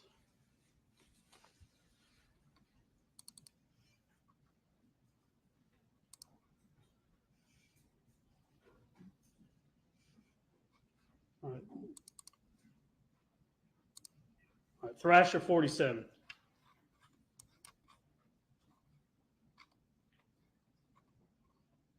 So we get from 1 to 47. Those are where your photographs begin, right? Yes, The 47. ones up to that are from realtor.com, whatever it is. Yes. All right, so the jury's not confused. 1 through 46 are things that were taken from online, and then yours begin at Thrasher 47. Correct. And then you also took the ones that the defense put up, the ones that he showed, except for one that may have been from that previous. Right. Now, when you were there and asking questions, the defense was asking questions about the numbering, and if you had done things differently or gone back. Everybody probably would do things differently in many ways. Would that be fair to say that in some Absolutely. cases you were like, Yes. I'd do this or that? But when you look at what you believe to be blood in the basement, Yes.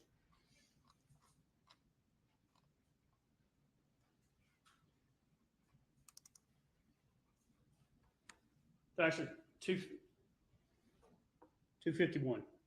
When you look at those placards and you saw the blood there, as you were, fair to say, all right, we're down here in the basement with evidence marker EM1. We're going to put it right here and we're going to work our way because 9 is back at the top of or 10 is back at the top of the Right. stairs, right? While you were looking at that thing, did all of a sudden did you go, oh my goodness, that blood doesn't look like that blood, or that was totally different than that? No, I did not. Did anything go, that was really old, this was really new? No. Did it ever cross your mind that these things weren't connected or related, or one was out of place, that's another one wasn't? No, it did not. And EM1, evidence marker 1, evidence marker 2, that those were taken and tested, and we're going to get the results of that test and see if it matches anything else down there too, right? Right. And if you did it over and you swab that blood, it's either his blood or someone else's blood. Right. I guess it could be not blood, but definitely the ones that were tested, they're going to come back to wherever they are, right? Right.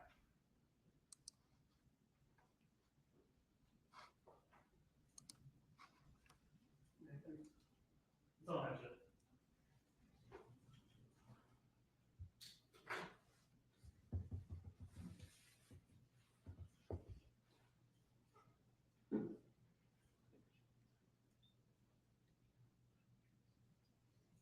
Anything else? All right, you sit down. Thank you, ma'am. Thank you.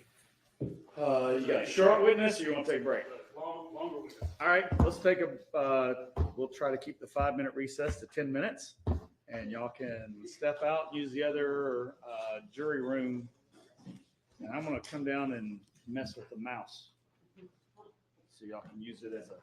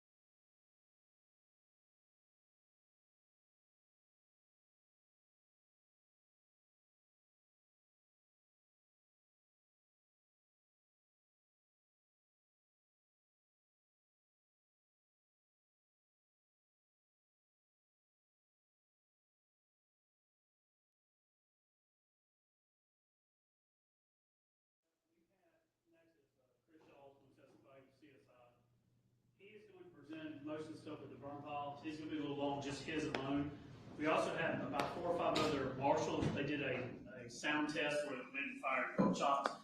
We've agreed by stipulation that he can present his videos and then just read the Okay. results. All right, that's fine. But if we get to close to 5, I'm gonna ask that he has to come back and do the marshal part tomorrow, because it can be long. If that's okay with the court. You think you got him? You got an hour and a half worth of testimony in before cross? He's gonna be. Or do y'all want to do that portion cross and then do that other part in the morning? We could do that, because he's gonna be probably longer, I would think, than. Even the videos of that the marshal's office did, I mean, they're kind of long anyway in and of themselves. Okay, you want to let's do see it. how it goes. All right, bring them back in.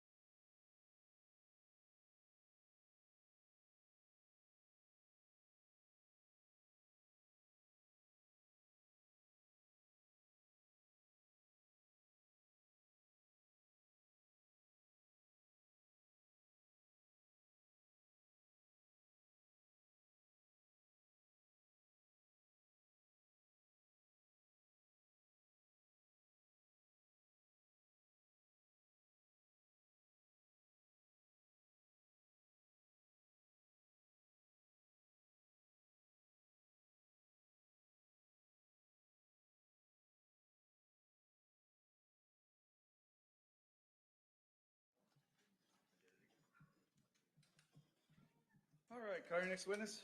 Thank you, Your Honor. Please, of course, second call, Chris Shaw. So raise your right hand. These honors reference the evidence you about to present this matter shall be the truth, the whole truth, and nothing but the truth, so help you God. I do. Go ahead and have a seat. Make yourself comfortable.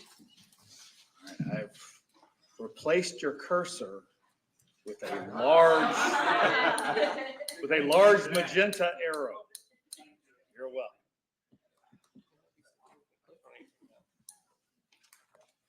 You would state your full name for the record. My name is Christopher Michael Shaw. Now, where do you work right in the morning? I'm currently a police officer with the Cherokee County School District Police Department, assigned to Cherokee High School. And what do you do at that job? I am the main campus SRO for Cherokee High School. So I'm charged with safety and security of the main campus and all the surrounding areas of Cherokee High School. How long have you been doing that? I'm in my 3rd school year. And prior to that, did you work for the sheriff's office? I did. I was employed with the Cherokee Sheriff's Office for 15 years. When did you go to the academy to become post certified? In 2003, Tell us, if you would, starting with where'd you go to the academy? I went to North Central Law Enforcement Academy at Treadmill Mall. And after you graduated from that, where'd you go? The Holly Springs Police Department, where I completed FTO and was assigned to uniform patrol. And how long did you do patrol? I did patrol at Holly Springs for a year. Then I went to the Woodstock Police Department, where I was employed for 4 years. I was a canine officer and a member of the A-10 Traffic Enforcement Network and assigned to uniform patrol. In July of 2007, I went to the Cherokee Sheriff's Office, where I was first assigned to the Waleska Precinct and then to the Bridgemill Precinct. And in 2008, I was selected to become a member of the Violent Crime Unit. At the end of 2008, we combined ourselves with the Criminal Investigations Division, where I remained until 2021. So did you work in the jail capacity at all, or were you straight to the? I was one of the agency's first lateral hires at the Sheriff's Office. So I do not have any formal time in the adult detention center. Okay, so because you have police experience, you were able to come in and just go to patrol? Yes, sir. Done patrol, is that right? Yes. Done canine? Yes. So that's a specialization? Correct. Then got into investigations? Yes. Was it like a suppression team in the beginning, or just pure investigations? No, I went straight to the Violent Crime Unit. They were charged with investigating all crimes against persons that did not fall into the domestic violence category as part of the overall criminal investigations. When you went into the investigations, did you have to take any type of particular training or do like investigations 1, 2, 3, or what type of training did you have to be an investigator? So we start our experience trying to figure out your path. I went to the Gypstick's first 1 week criminal investigations course. They condensed it from 2 weeks to 1 week and started there. Prior to that, I had taken training in domestic violence and law enforcement officer response. But you get that basic training not only from the Georgia Public Safety Training Center, but then also through your agency and through senior detectives who are teaching you how to work cases with your agency and introducing you into the court systems, learning how your court is going to prosecute and work those cases. And so it's a lot of on-the-job training, and then from there you can go into specializations. Did you go into type of specialization for the investigations? I did. I went to crime scene school, and I took crime scene processing down in Warner Robins, and started to really enjoy it. And that's where I started my foray into crime scene processing and becoming a state certified crime scene investigator. What attracted you to do what I call the CSI crime scene? I like putting puzzles together, trying to figure out, working with the detectives, helping them answer those questions that needs more time to answer. And I'm afforded that time working that crime scene. When you first got into crime scene processing or crime scene investigations, you said you went to classes and things like that, and I think you said you're certified or went down, I guess, the professional track. What level of experience at 2018, in July 2018, tell the jury, give us a kind of your resume, what level of experience you have for crime scene investigations at that time? I was a state certified crime scene investigator. I attained that in 2010. And let's start with that. What does that mean? What do you have to do to get that? That means I completed the state's original prerequisites for becoming a crime scene investigator. There's a total of 6 classes. You then, once you complete those classes, you have to fill out a post application through the Police Officer Standards and Training Council. It's then submitted along with your post transcript. That's like our school records for all of our training, plus our certificates to show that it is in fact the prerequisite courses. Someone from my agency has to sign off on it and attest that I'm actually working crime scenes. So during my training, I'm working crime scenes with another certified crime scene investigator. Almost like being an apprentice in some ways. It is, because they require 40 hours as well, which I completed at the Gwinnett County Police Department in their crime scene investigation unit.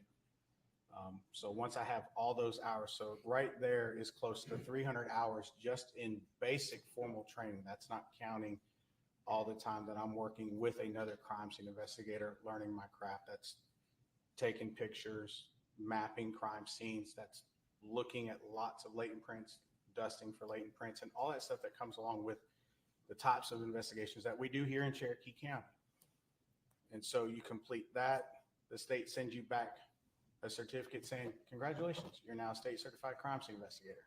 Now, when you're certified, is that where everybody gets a trophy, or is it you just show up and get it, or does it actually have standards and difficulties? No, you have to pass the classes, and they require a practical and a cognitive test during the fingerprinting portions. Photography requires a cognitive and a practical exam to pass the class. And if you don't pass those, you get sent home. You have to wait a year to take them again. What kind of practicals and tests and things do you do? During the fingerprinting portion, during classification, you have to classify 10 fingerprint cards. And so when I was going through in 2009, we were still doing the Henry classification. That is a manual classification that was created back in the 1800s by Henry in India to ensure that the workers in the British controlled Indian continent were getting paid and not having people come and double dip and take money. And so we've taken that classification. We use that worldwide, and we had to do that by hand.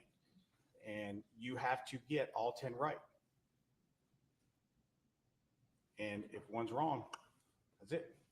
Did you have to do like oral presentations, anything like that? Not during the basic classes. That was in my advanced classes that Okay, so I go after- to later. So after basics, you're qualified as a state at the lowest level, I guess. I don't mean anything against that, just level one, I guess. Did you go into a more advanced class? Well, the state only has one level. What they did was they changed some of their prerequisites for the certification, and I took that additional class. And that additional class was the blood stain pattern and analysis class, and that's a 40-hour basic class. That's your introduction to blood stain pattern analysis. I went ahead and took it, even though I was grandfathered in under the old state certification. I took that class. If you didn't have to do it, why'd you do it? It's important to my craft. It's crime scene, and what we do is a physical science. It's a forensic science. It's constantly evolving and moving. And so if as a forensics investigator, I don't stay up to date on current trends, I will fall behind, and I will either not see something that needs to be seen, collected, documented, or worse, just completely mess something up in a scene because I'm looking for one thing instead of knowing that the science has changed and changing my way of processing a scene to fit the current sciences. Do you challenge yourself in your craft and what you do? Do you always try to get better, always sharpening the sword?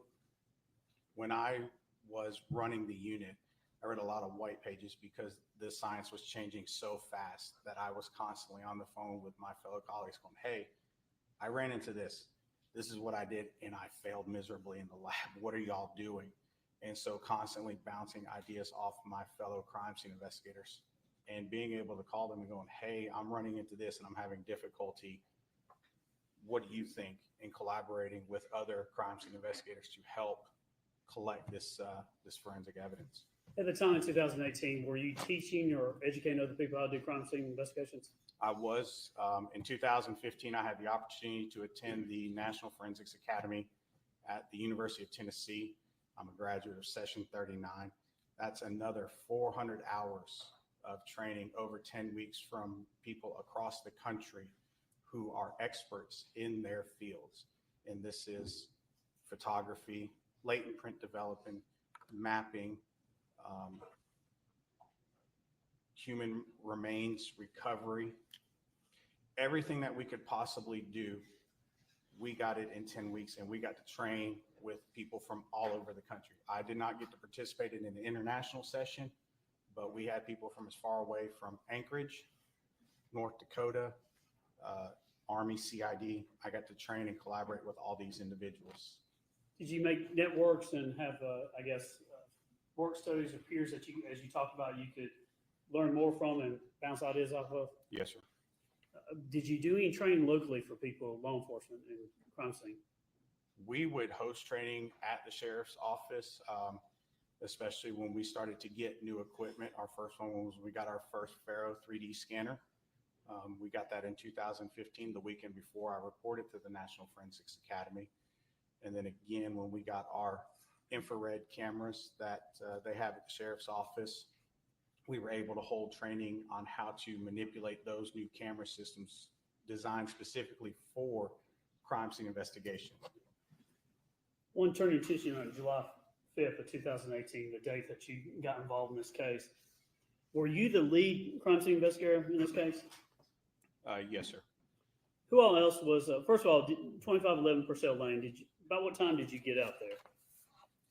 I believe I got out there about mid-afternoonish, sometime between 3 and 4, I believe.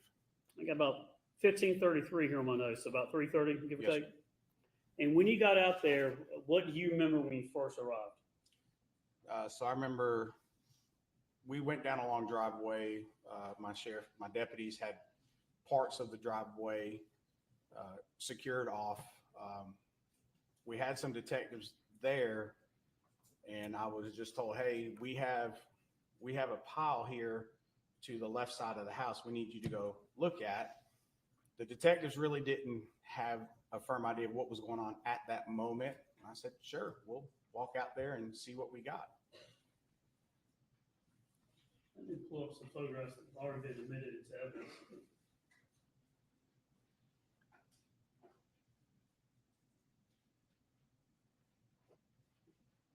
This is aerial 3. You follow the pointer here. Can you see that pointer? Yes. See the point.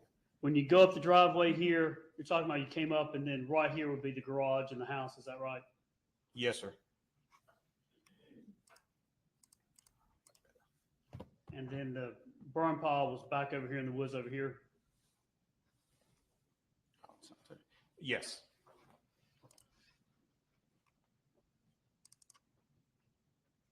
This is aerial 16. I'm going to fast forward. You come around the left side of the house.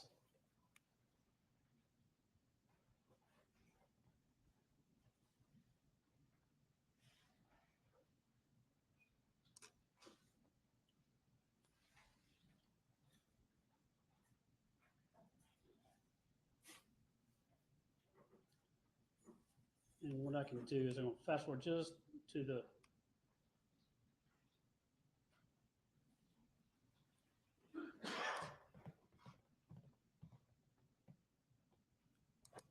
so it's aerial 16. Basically where this drone is that kind of how the layout from the burn pile to the house? Is that what it looks like? Now this was a year later, but Yes. That was, even being a year later, it was still the same distance. Nothing had changed other than we had progressed a year. if you were to walk from the house to the burn pile, are you going downhill or uphill? You were going downhill, a slight downhill angle. Then aerial 17.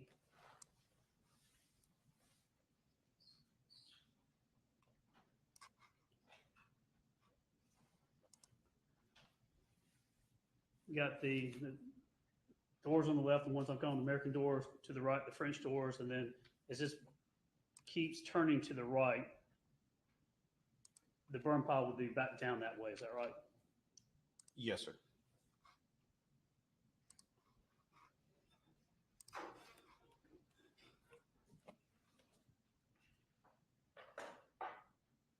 What did you know you were looking at or what y'all were dealing with when you first arrived?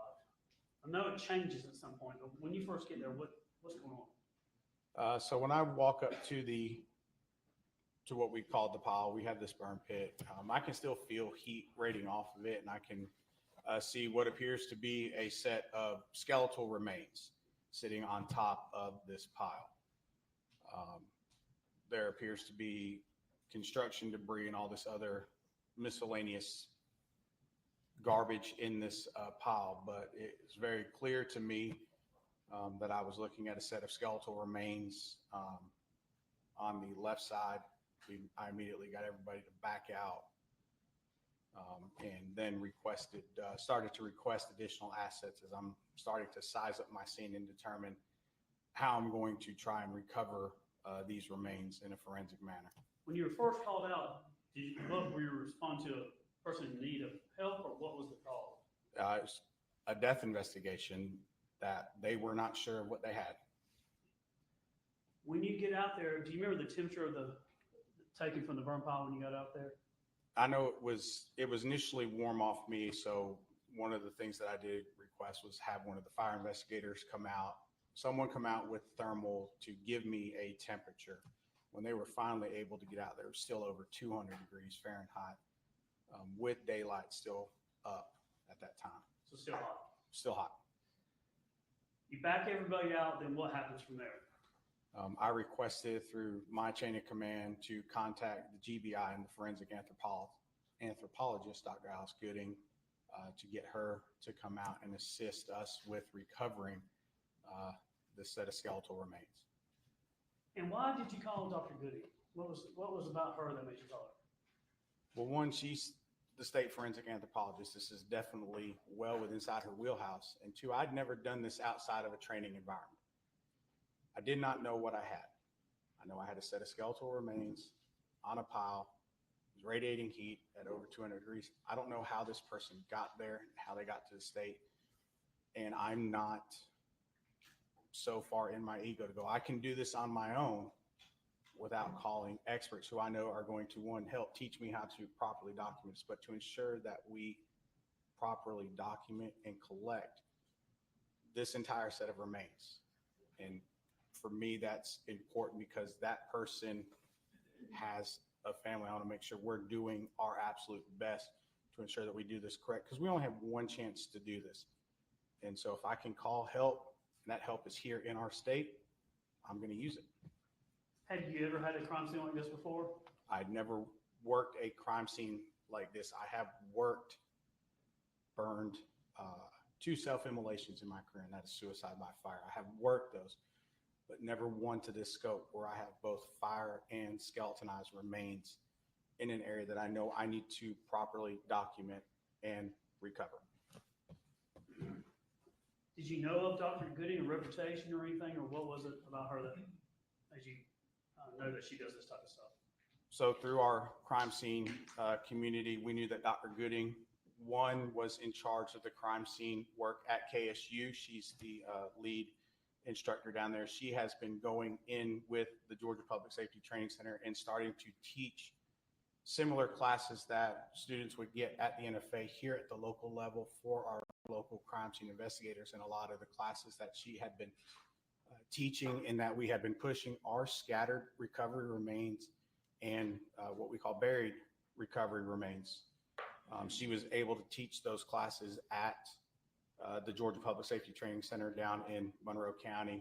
She was coming to a lot of our, I had heard her speak at the Georgia IAI conferences because I'm a member of that. And so that's where I started to learn what her mission, what her outlook was. And she said, anytime you need us, call. We all had her number. She made it known that we could call her for consult. And if we needed help doing a recovery, because she was the state's forensic anthropologist, we could call her. And I did. And did she come? And she did. What is she like? What's her personality like? She's an educator, but she's awesome. She did bring one of her master's candidate students, and she was very nice to ask permission before allowing that master's candidate student into the scene. They are all vetted through her program, so that person is documented in my report. But she shows up with all her gear ready to go. And so I actually had to tell her, okay, hold on. I got to lay some groundworks for what we're doing because it's still our case. But I did call her for help. But she is super outgoing. She's very easy to talk to. And she started explaining stuff to myself and my lieutenant again, and it started to come back to us as we're laying certain lines to start setting up our recovery. But ultimately, because she's the state forensic anthropologist, I let her take lead on that. That's her purview because she's also going to catalog those remains. She's going to make sure we document the complete skeleton, and she's going to make her notes because she's going to produce a report for us too, because this is a police investigation.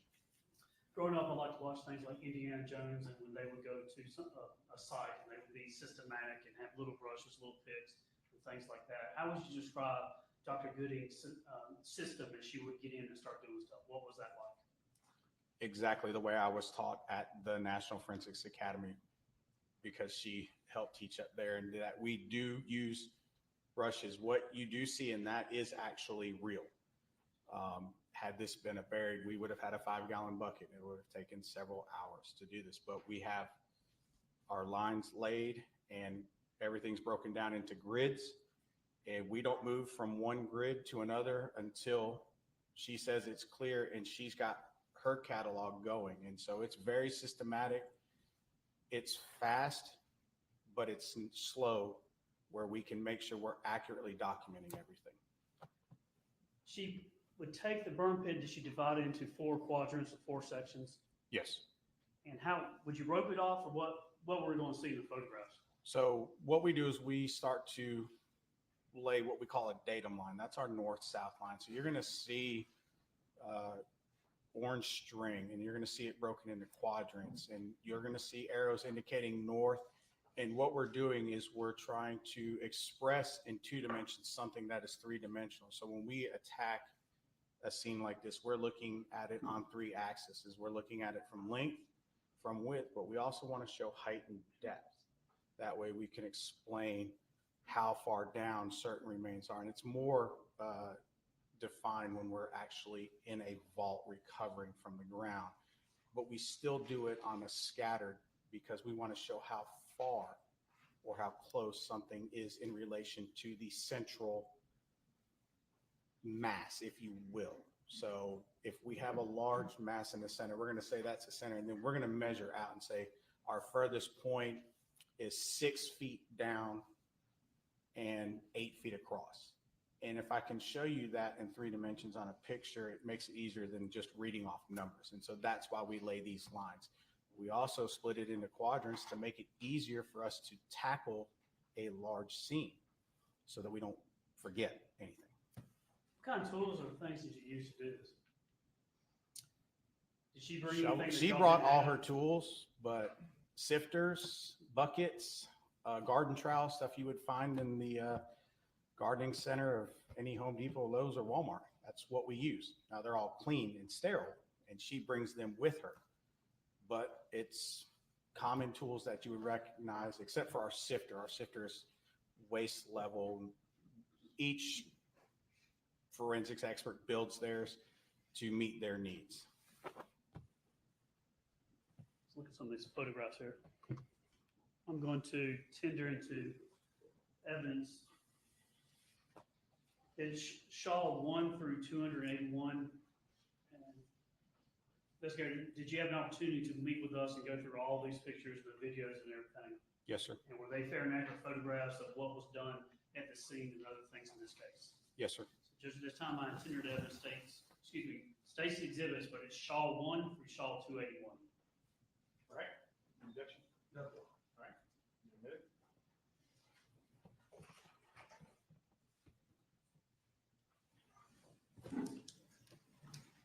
Give you these just in case you remember, it should pop up on the screen.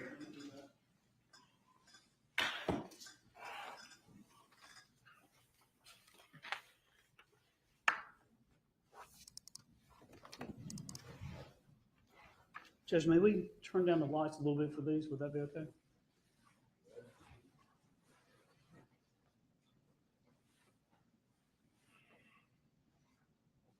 All right, we're going to walk through some photographs.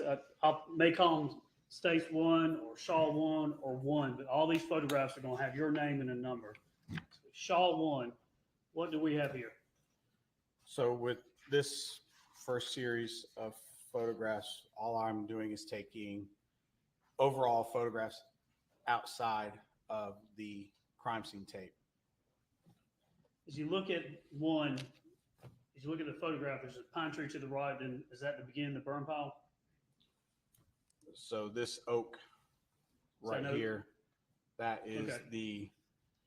is directly in front of the left side of the pile, and then that pile extends from that tree over to the right. This is 2. We'll be moving to the right. 3, 4. Now this stage, there's no really markings or anything. What is this? How early on is this in the processing the scene? I'm waiting for Dr. Gooding to arrive, but I'm still taking pictures, trying to do something to be ahead so that when she arrives, we can tackle the next task. But you didn't dive into the pile and start doing anything until she arrived No, sir. on the scene. 5, 6. And was there anything with the pile itself when you first got there that you noticed and thought, here are some things of interest? Other than the skeletal remains, I, for whatever reason, kept getting the smell of citronella, and I don't know why. And it's not a normal smell for me at a death investigation. I mean, I generally smell other smells related to the artifact of death, but I kept smelling citronella, and I was like, did I spill some when I was filling mine at my house? I don't know, but I just, every now and again, as I walked around the pile, I could just smell that. 8, 9, just going back.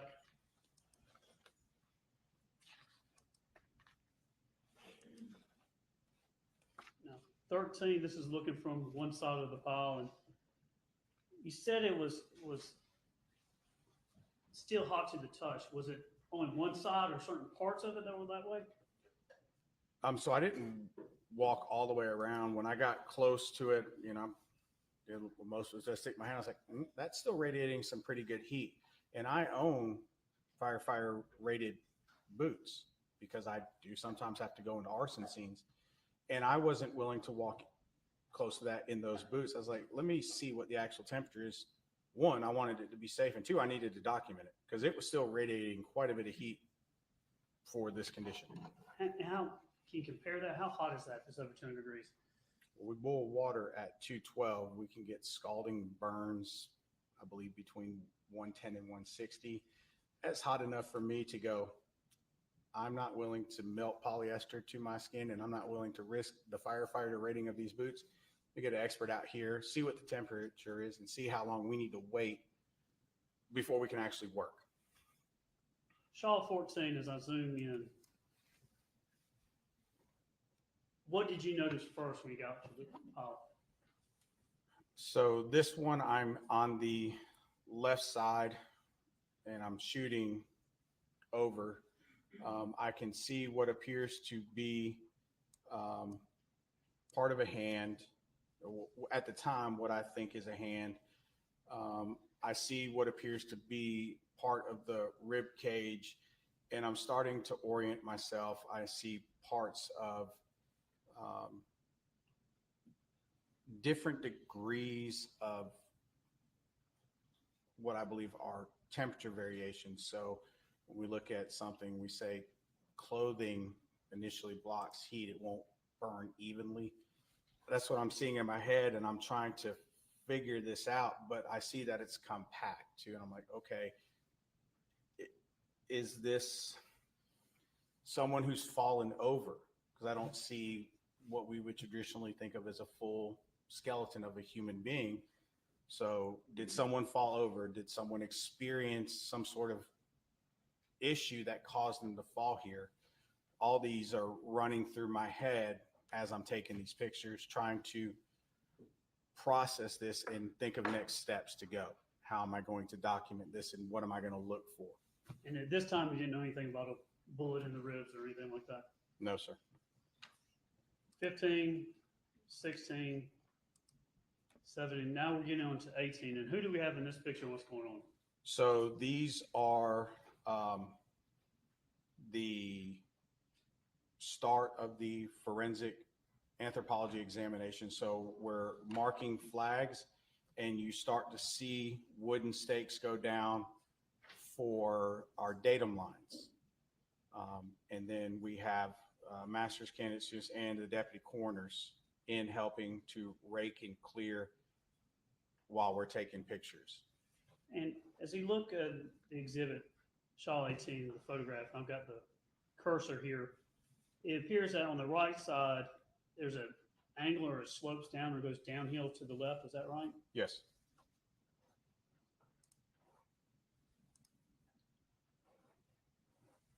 '20 is kind of showing that angle, that downhill looking up. Is that correct? Correct. Now, on the outside of the fire pit, there appears to be, is that wood and things that are charred but not burned? Yes. Maybe some vegetation? Correct.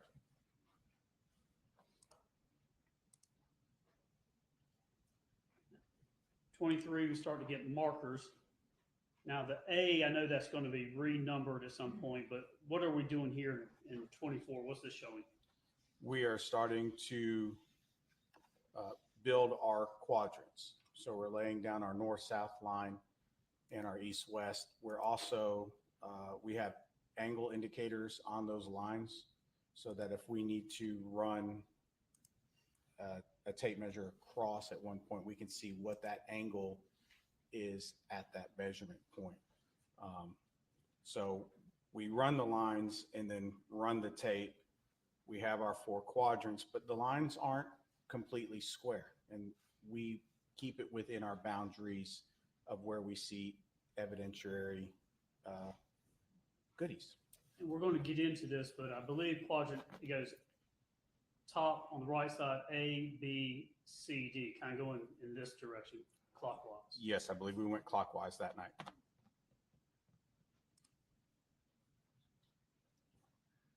And you see B in Shaw 30 photograph. And then there are some flags that are put down. Are those to indicate things that you just see on the top? Items of evidence on the top.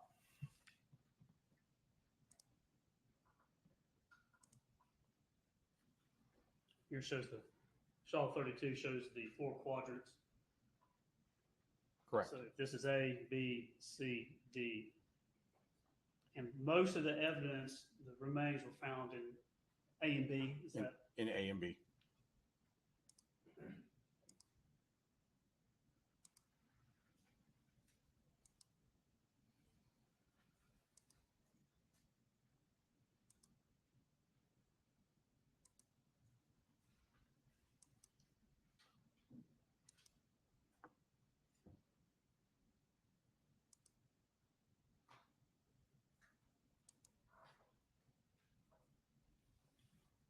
when you were there? Did you look for any accelerants? I did not. Did you find any? Happen to see gasoline cans or gasoline containers, anything like that? I did not find any in the area of the pile.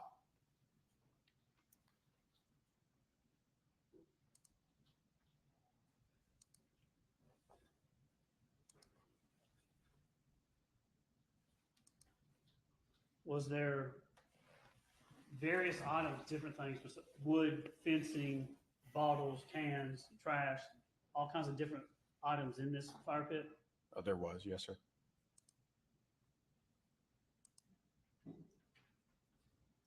Now we've got to Shaw 49.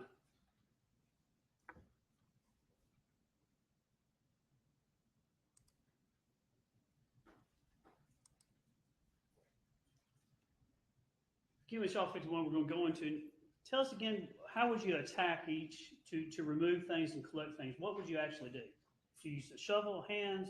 What did you go down? How did you pick stuff up and how did you sift through it? So we start with our hands first. It's our most tactile sense. So we're going to start in our quadrant. Someone's writing down. We'll start with the large items that we can see and identify. And then from there, we will start to grab shovels and trowels to pick up areas of ash and debris to go over to the sifter. And those will be transferred from a specific quadrant being documented by the scribe there, and then put in a bucket. From there, taken to the sifter. The sifter is placed over the blue tarps, something that will contrast with us. And then it's one bucket at a time. We'll sift it, look through the sifter, empty the tarp back into the bucket, check the sifter, make sure we don't have anything, catalog, document that. And then we just keep rinse and repeating as we go through these buckets. So everything starts to slow down at that point once we've removed the big items that we can readily see and identify. When you found an item of interest, what would you do with it? Is there So Dr. Gooding to lay it out, or what would she do? There's laid out on tarps. However, Dr. Gooding wants to do that. Like I said at the beginning, she's kind of running that. I'm just making sure, one, I'm learning, and two, anything that she needs, but she's running that process. But she's laying stuff out on tarps. She's cataloging the skeletal remains as they're removed, checking on us. I get to do the manual labor. I was sifting some stuff. We're also continuing to rake and make sure that we don't miss anything within that specific quadrant. Once we're done with that quadrant, we move on. In Shaw 55, we have these, you see the ground has markings like it. Was that how that was, or is that something y'all did? That's from us raking. Did you notice around the burn pile itself, was there any signs of raking or a tractor had been used or something to clear the land? No, not around that, because the area on the edge of the burn pile was still green with vegetation.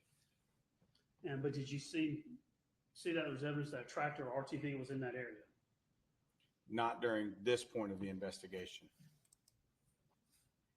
It says 57. What's going on here? Is this just an example We're of what? examining small bone fragments. 58, what is just scooping buckets? Is that how that would work? Yep, we're troweling using a dustpan. We're troweling into the bucket. once we're satisfied with that, it goes to the sifter. We sift it. Again, we look for small bone fragments, items of evidence, pieces of clothing, and lay those out. Shaw, 62, what is this? That is a picture of our sifter in one of the buckets that we sifted. And you have a sift, and then the bigger pieces will remain on top like this? Yes, sir. And then we'll go through those with the forensic anthropologist, the master's candidate. We'll pick out the bone fragments. Those will get cataloged. Pieces of construction debris will be examined. If it's not of any evidentiary value, it's returned to another area. Items of evidentiary value are set aside to be cataloged later. Up to this time in your career, have you been or responded to scenes where a person's body, whether it's alive or dead, a person's body has been greatly demolished, cut up, hurt, broken, otherwise lost injuries? How many of those have you been to? I've been to several hundred of those. And have you seen bones and things like that? Could you recognize certain type of bones, or was the experts able to recognize it much quicker? They're able to recognize them much quicker, but that's part of my NFA training is a week of anthropology. And I was called many times upon my return by detectives from all over the county. Hey, we found this bone. You know, Fido brought this bone up to the house. Can you look at it? And I had books that I would carry with me to help me identify difference between animal and human. Have you worked shootings where people have been shot, actually shot? Yes, sir. You ever seen anybody get shot and still be able to move or walk a distance? Oh, yes, sir. Like what? One of the last cases I worked, the shooting victim went 125 feet before he collapsed. He was shot inside a home, collapsed on the street after traversing an outer porch, down a set of stairs, across a very large front yard, till he collapsed in the street. Have you seen people that have been shot, and even after they've been shot, they're able to go a distance or move on their own? Yes, sir. How about blood? You see people, different levels of when people are shot and how much blood is there?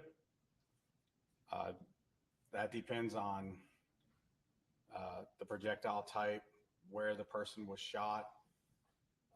Did it hit a major artery? Did it hit a bunch of muscle? Did it hit, bone and deflect somewhere? That really depends. And then what were they wearing? Is it wintertime? Are they wearing several layers, or are they wearing a pair of shorts and a t-shirt? A different amount of blood, even though people have been shot. Have you seen that? Yes, sir. 63, just a sifting again? Yes, sir. 64, Still sifting, looking for small. 65. Same. And then 66, what are we doing here? We are at what we call the bottom. We have now hit earth. So we have recovered all of the burned material, whatever that may be. And so we will scrape another layer just to ensure that we've not missed anything. So we try to go to earth and then scrape a layer. You see in the photographs that it's daylight and it's nighttime. How long were y'all out there? I believe I watched the sun go down and come back up that particular day. 4 or 5 a.m. is when I finally left the first full cycle of work. Painstaking process, slow and tedious. Yes, sir. 67, what are we doing here? We are running our metal detector. We want to make sure we don't leave anything.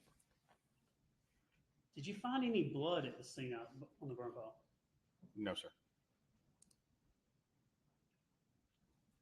As I go through these, this is the blue tarp photographs. What are we doing here? So we're just documenting stuff that we found within those quadrants.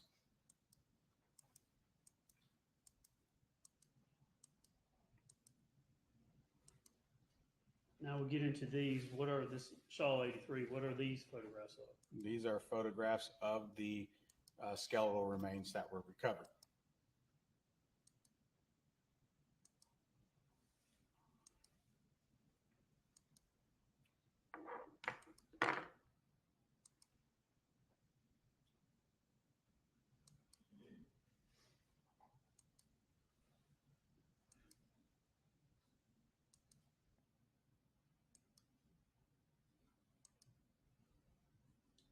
At some point during the investigation, there was something found in a rib. Do you remember when that happened? Yes, sir. I believe it was well after midnight when I was made aware that something had been discovered lodged in the rib cage.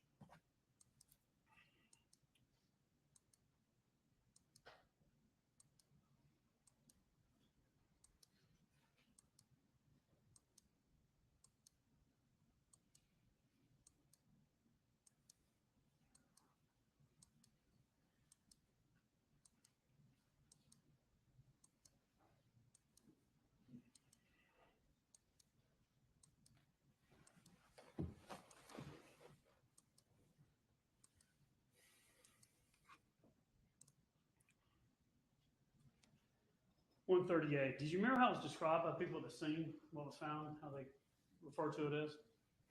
I don't remember how they, I don't remember if they said it looked like an eraser or I don't remember what exactly they came and told me. I do remember they said, hey, we found something. You have to come look at this now. I said, okay. What happened from there when that was found? So I walked back down to the pile where they're working. Dr. Gooding and her team are still working. Investigator Olenek, who was taking my picture, said, Sarge, here you go. And I went, that looks like a projectile. Everybody stop what you're doing right now. I had to explain to Dr. Gooding, ma'am, I need you to stop for a moment. Everybody stop. Went and got one of the detectives. I believe I went and got Lieutenant Clark, but I know I let Lieutenant Ballard and then know. Say, hey, we've got a projectile. We also had to stop and let the coroner know at this point because now we've just changed our dynamics of our investigation. And so we had to take a hard pause while the detectives figured out their next steps. And so I had to wait for them until we could get back to work on what we were doing. You were investigating a death. Correct. But now you're investigating possibly a murder. Is that how it shifted? Yes. Didn't find any gun. So if it's a suicide, you respond to a suicide. What do you look for? The same things I look for in a homicide. We'll try to look for defect. I'm looking for angle of entry, back spatter. A gun location doesn't necessarily mean anything to me because I've had suicide victims do weird things with guns. A note, sometimes I find them, sometimes I don't. But I know in a relatively short amount of time if I'm working with a suicide or if I'm working with something else. This case was unique because, yes, we had a projectile, but it was still in a set of burned remains. So the best thing to do was to stop and get everybody on the same sheet of music at this point.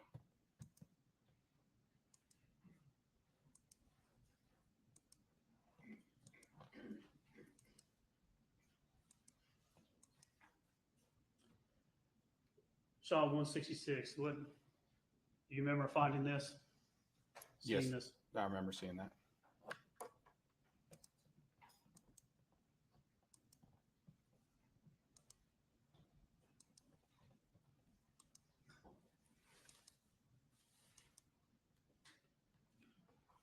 Now, came back out at some point and we're working this scene, but there's a photograph taken of a tire mark in Shaw 174. And in relation to where everything is at, in Shaw 174, when you look at these tire marks, what is at the top of the picture?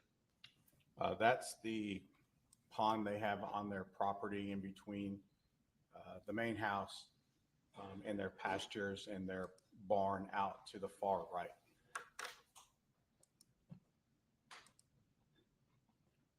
This is 177. And the pattern there has a unique pattern. We're going to look at the pattern on the tires in RTV later on. And then I believe there was a a dive done to look for the gun in the pond? Yes, sir. Were you there for that? Yes, sir, I was.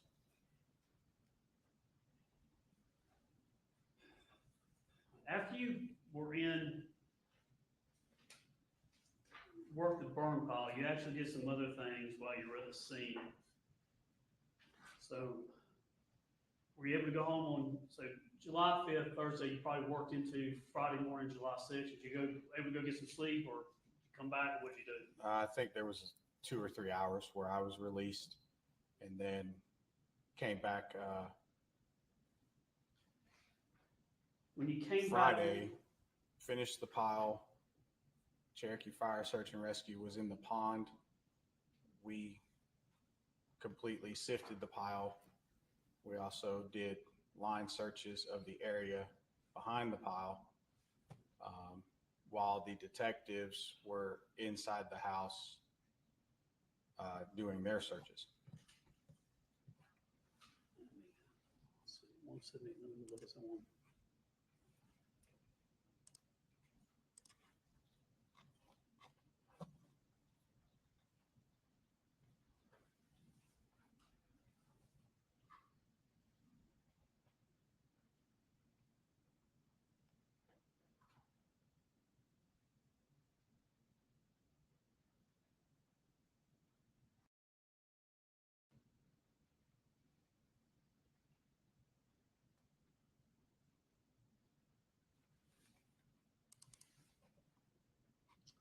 Let me jump. I'm going to come back to it. It looks like you came also back on July 11th, and you were working with Ballard to process some of the scene, I believe, or was, Yes, sir. Those days started to run together. Okay. But I was out there for everything that I have. we're going to get to the photographs here, but to July 6th, looked like you came out and there was a blood stain that you thought some interest on the front door on the floor. Yes, while we were still working in the pile and I had the fire investigator was collecting some items, I was asked to go in and assist CSI Thrasher and CSI Eckerd with some stains that they had located. My command asked me to give it a second look and do some documentation and some field testing.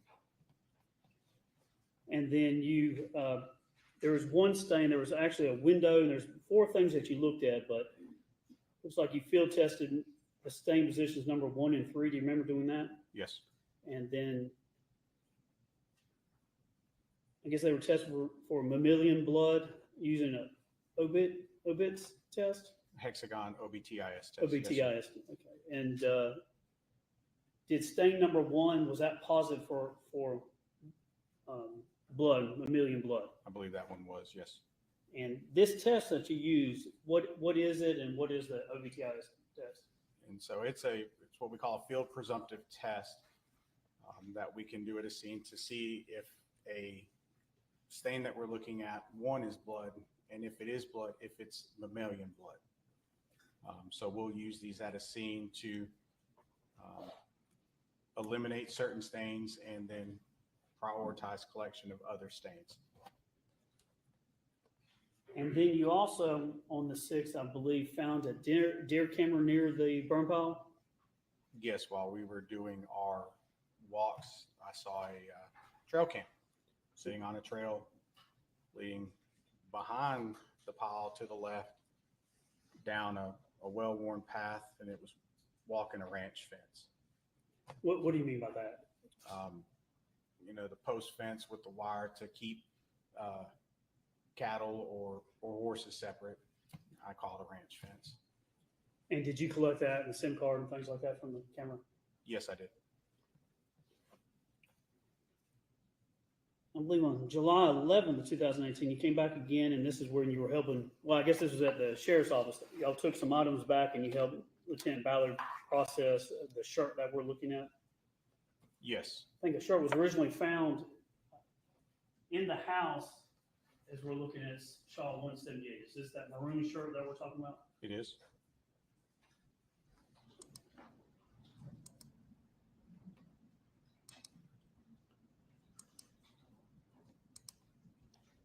And then I believe for the sleeve, at some point y'all took that and had it sent off to the GBI. Is that right? I did not do any further processing after what I did in the lab. I know we did note some stains and let the detective know there was some stuff there that could be sent off. Right. I don't recall if it was ever sent We've off. stipulated to the reports that items were sent to the GBI and tested. Oh, yes, sir. 188, this is a picture on the thing on the front of the shirt. What did that look like to you? To me, at first breath, it looked like a scorch mark. Consistent with soot or something from fire? To me, it just looked like a scorch mark. It was something that was important enough for me to document.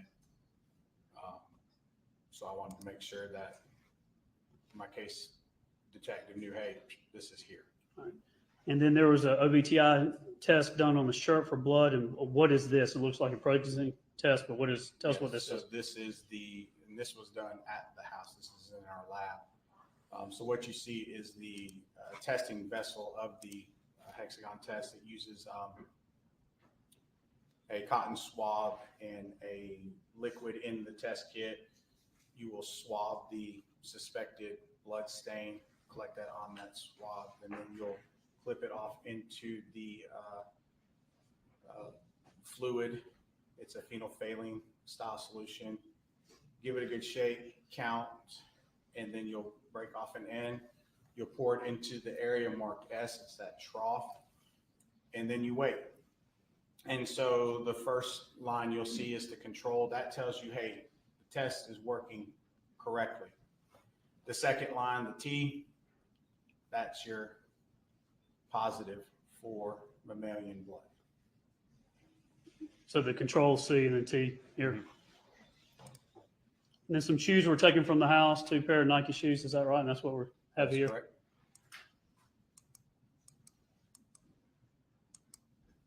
And then the ones here, these blue Nike.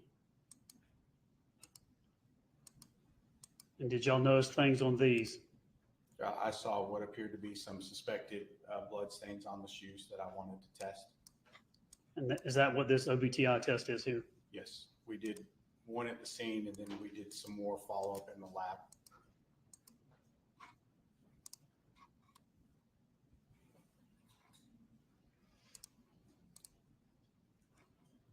Now, the Shaw 211, when you came back, I believe the 7th, check my notes.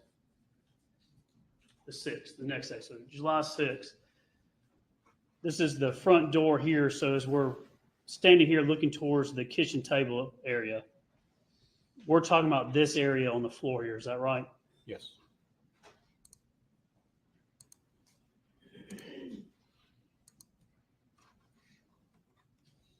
Shaw 215, is this the spot we're talking about? Yes.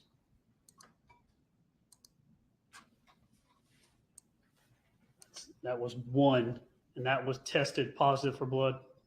Yes.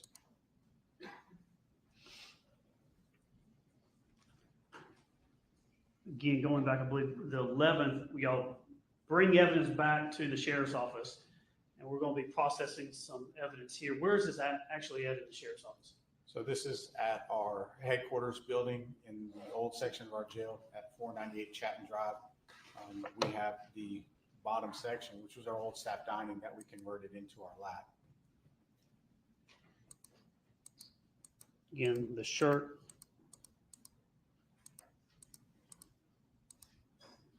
What do we have here? And so I've put this shirt under an alternate light source. I'm just looking at it. And this is 232 for the record, sorry. I'm looking at it under UV light.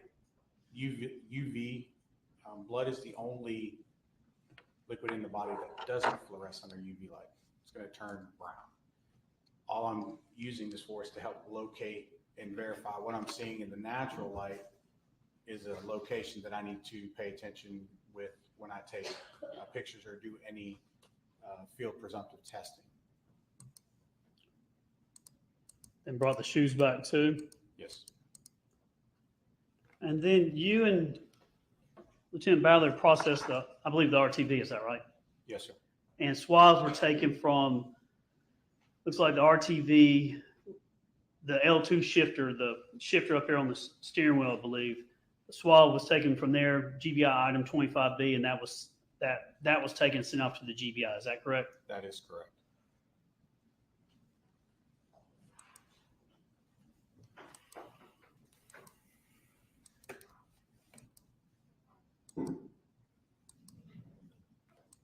And then also y'all tried to look at and process the Kubota, is that right? Yes. Now notice the tire marks on the Kubota tractor.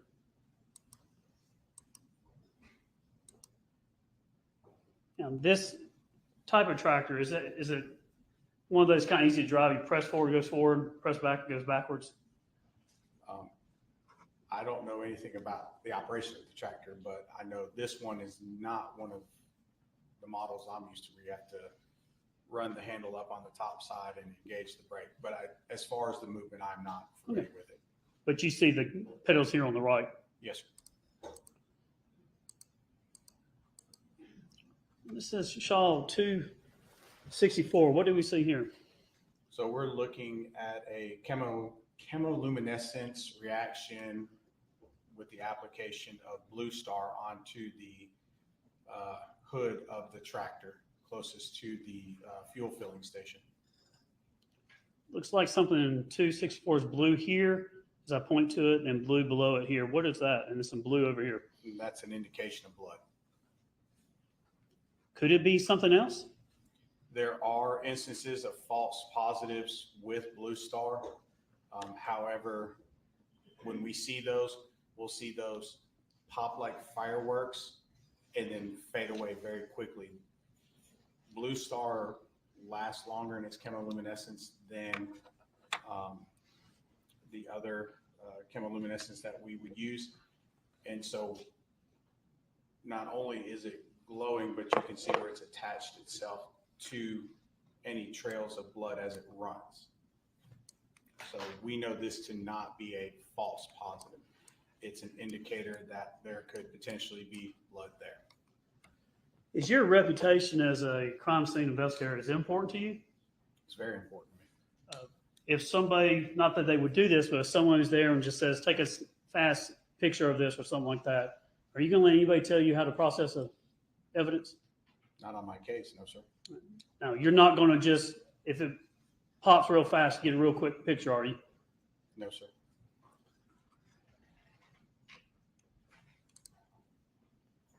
And we've got some photographs here going through the RTV.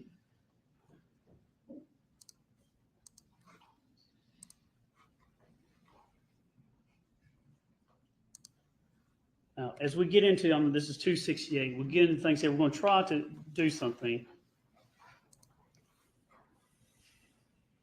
And if you would, Judge, with your permission, I'd like him to step down and actually show how we do these. But this is 268. This is 268. Can you see it very clearly? Looks like just darkness, doesn't it? Yes, but I can see it because I'm attuned to it. But yes, it is a dark picture. When we shoot Blue Star, it has to be dark. Now, this is 268.1, which is the same thing. If you don't mind, come down here and show the jury how you can use the shading to make it pop. You want to drive the mouse? Yeah, I'm going to let him drive, That'd Judge. be fine. So this is 268.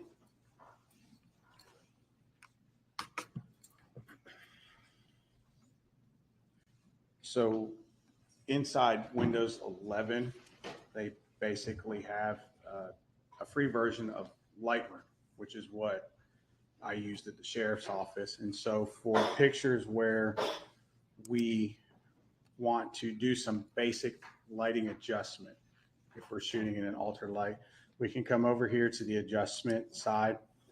And here we look at brightness, exposure, contrast, our highlights, our shadows, and we can move these slides all the way to the left, all the way to the right until we get whatever we want to be exposed. And so I'm sorry. Yeah, the soft voice. Go ahead and speak about it. Apologize. What we'll do is we'll move these sliders left and right until we get the desired exposure that we want. So helping to kind of clean up, if you will, we're not actually changing the photograph because we don't save it to the original image. It will always be a copied image. And so for these, when we started to, we were pulling out the brightness and our exposure, and then we'll take our contrast and we want to see how it goes. So we're going to run it all the way to the negative to get it to come up. Our highlights wasn't really doing anything, but our shadows. And so we would run that for those photographs to bring it up. And I know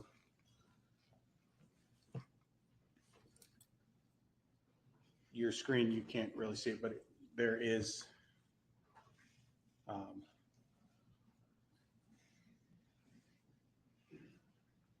to do something remote.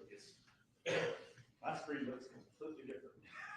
yes, sir. It has to. It probably has to deal with the tie-in, but I assure you that there is a change on a computer screen where we can then save it as a copy. And so in this instance where you see parentheses and a number, that is a saved copy. And then we can further explore that inside our metadata and make sure that we haven't altered an image. But that's how we do that in the Windows program. I think if you have a seat, I'll go through that, and I'm going to cancel it because I'm not going to save this one. See when you come back and when y'all want to test the settings on the monitor and see if y'all can adjust it and show that in the morning, that's fine. Yes, sir.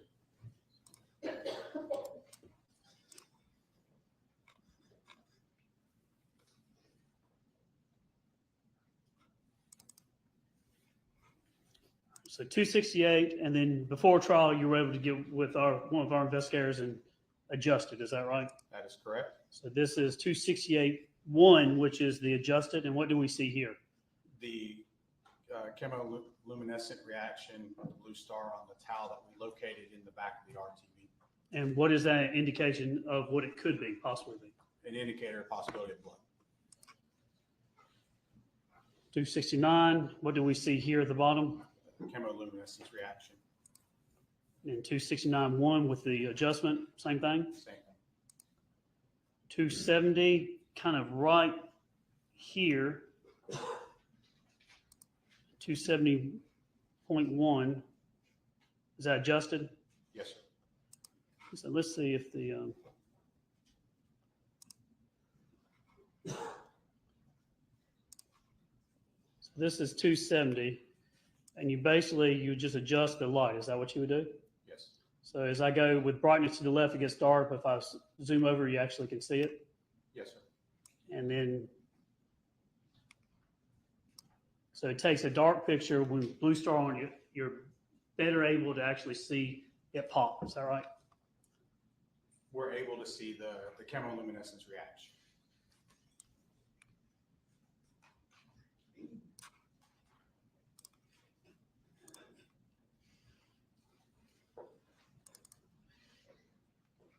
And basically what I just did there is what you do with these photographs. Yes, sir.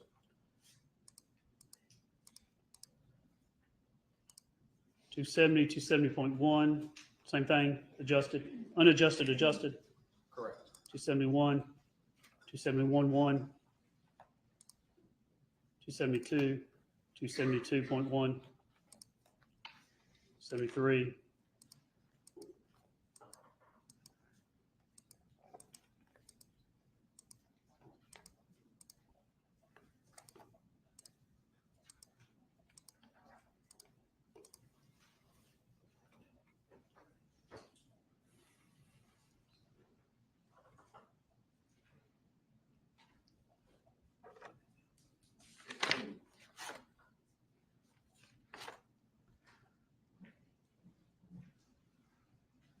So off that towel,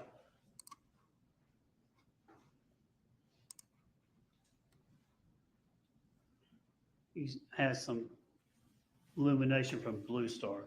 Did you process the RTV, the tractor, the shoes, the shirt,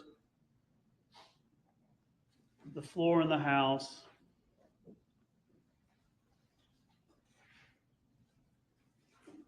And we're going to probably talk about probably tomorrow, and we'll get in, but you also assisted with some other things in the case. Did you go back out when they were, went back out, and I think about a year later, looked for some casings on the property or some, there was a shooting range or something like that on the property. Did you go back out and help with that? Yes, sir. Tell the jury what y'all were doing there. What were you trying to do? We went back out a year later. We flew the drone footage. We did some decibel meter testing, and there was an area on the lower, I believe it was the right side. It was down a pretty steep embankment where they had an old tree that they were using for target practice, as folks do out in that part of the county. So I went out there looking for projectiles to see if I could locate a projectile that I could send to the crime lab to possibly match to the 2 projectiles that were located that night at the scene. And did y'all collect casings, bullets, things like that, and bring it back, and some of that was sent to the GBI? Yes, sir. I think we're gonna get into it tomorrow, but did you also come back out on July 18th, I believe, was it that year or the next year? I think it was the same year. And with the marshal's office, actually do some sound testing, That was July 18th of 2019. 2019. About a year later, I believe, and then y'all came back out and had some equipment to actually do a test fire and then measure the loudness of those gunshots. Is that right? Yes, sir. I'm going to stop here, Judge. I'm not going to go into the test fire until tomorrow, probably. I'm just going to, can I tender it to them for their cost? I think it would be easier for me to do it all at once, if that's okay with the school. Let's do something for. Do something. I do it if you want. Yeah, let's try to split it up into what he's testified about now, and then we can cover this stuff tomorrow. Okay. All right, turn the lights. You need the photographs or turn the lights back up? Oh, please. Turn it back up.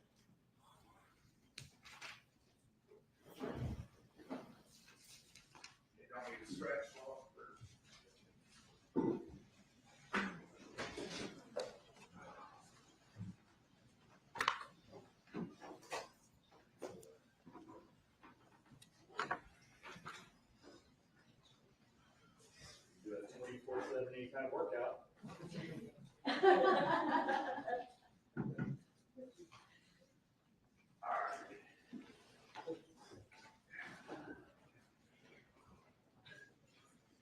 Good afternoon. Is it, because I know you're with the campus police now, right? Yes, sir. Is it Sergeant still or Officer. just Officer Shaw? Yes, sir. Officer Shaw, my name is Michael Ray. I'm representing Ms. Farris. Let's find it logical. Okay, let's start here. So from what I gathered from Mr. Bogus, going over all of your experience,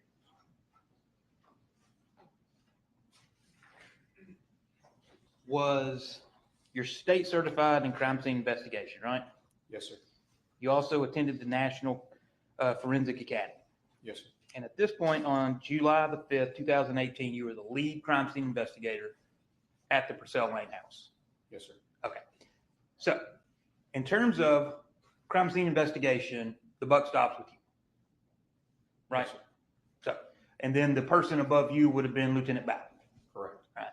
So the witnesses before you, if I've been yelling at them about things not being done, that's your fault. Fair to say? Fair to say. Yes, sir. Okay. Now, so let's get into kind of what you did with the house. Because I know you had told me that you were still out at the burn pile around midnight and you found the bullet in the rib around that time, after midnight. I believe it was after midnight. Yes, sir. All right. Now, we heard from was it Sergeant Westbrook? He's the one that actually noticed the bullet first. Okay. Yeah. Not okay. Is that correct or not correct? Well, if he noticed it first, then that's correct. Okay. Well, wouldn't he have notified you if he found it first?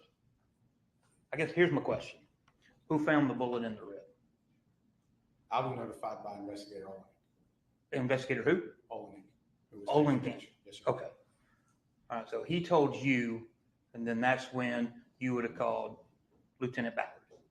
I'm assuming, or somebody. Yes. All right. And that would have been presumably into July the 5th. Into the 6th, I believe.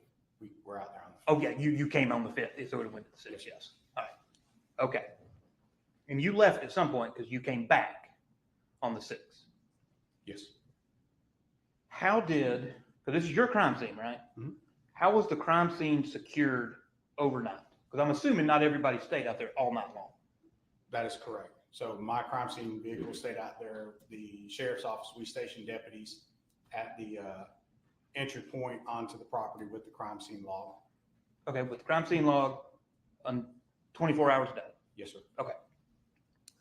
Now, and that would have been done until y'all were done with the house. Now, granted, I know y'all have been out there several other times, including over a year later, right? Correct.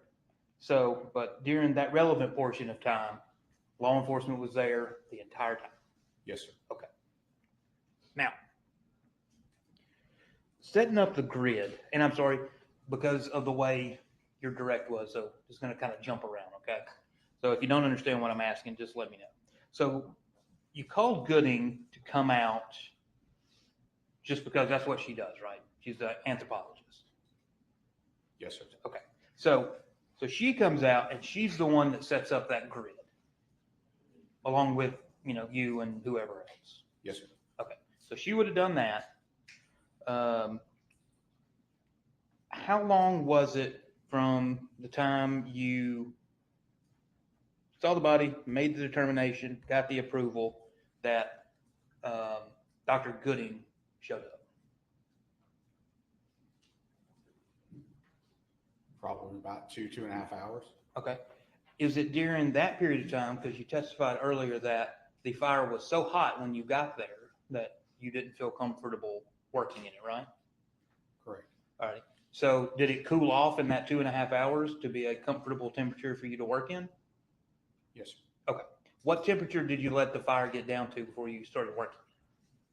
I don't recall if we measured it when I went into it. I know it was comfortable enough that we all made a determination we were going to start working. Okay. Oh, it was measured by Shane Daniels, right? Yes, sir.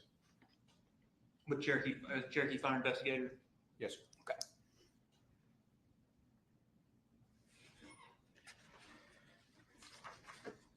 When you were out at the scene or at the burn pile, you're looking at the remains.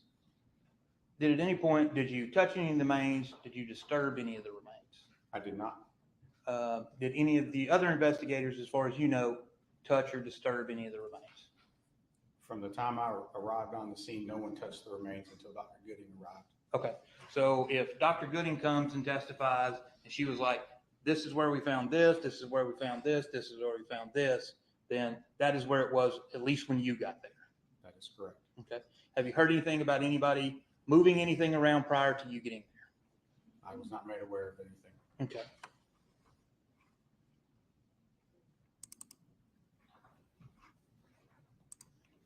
I'm just pulling that up for when I need it.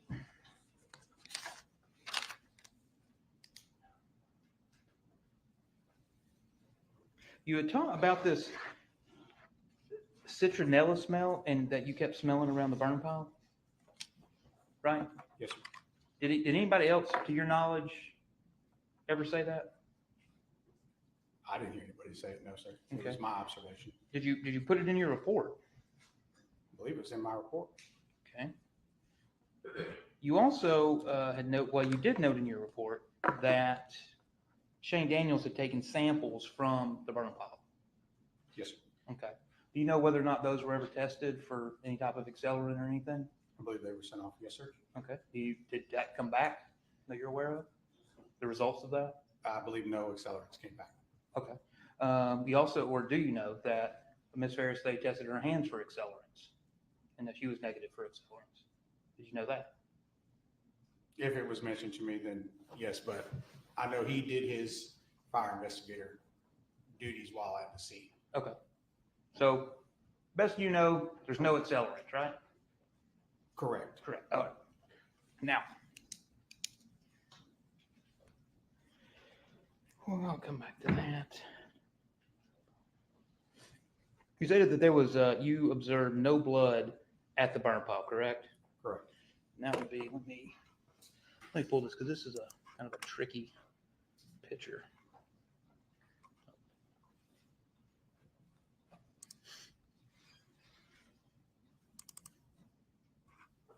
So this is actually a photograph. The house is to your back, right? Yes, sir. Right. And so going from the house down to the burn pile, it's somewhat sloped, right? Correct. So you didn't observe any blood going from the house down to the burn pile, right? I did not know, sir. Okay. And you didn't observe any blood anywhere around the burn pile, right? Correct. Okay.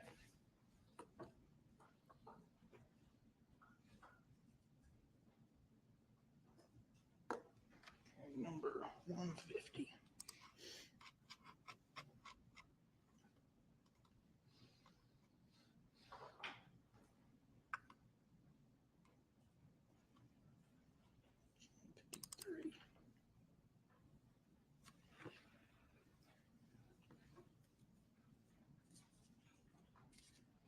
Okay, so that is what you had originally referred to, or some of the investigators referred to as the eraser. Yes, sir. That looked like an eraser. All right. When that was taken, did Dr. Gooding or the coroner take that into evidence?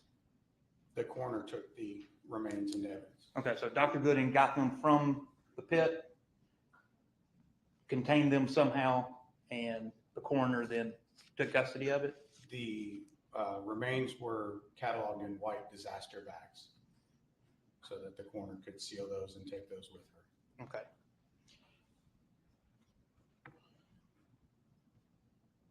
And as far as you know, this projectile was sent off to the crime lab as well? Yes, sir. Okay.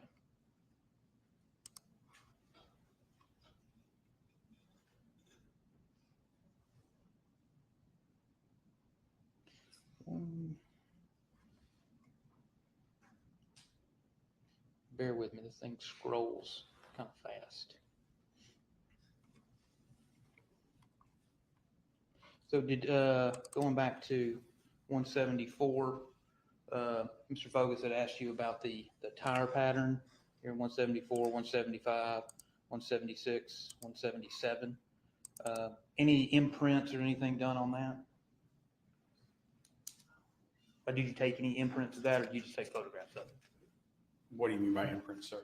I don't know, like if you see Bigfoot walking around, like make a cast of it, so you can compare it to other things later. No, I did not cast that at the scene. Okay. Did you do anything else with it other than just take the photographs? No, sir, because I've got a top-down 1 to 190-degree photograph of it. Okay, so you didn't need to do anything else with it? I did not feel at the time I needed to do anything else with it. Yes, Okay.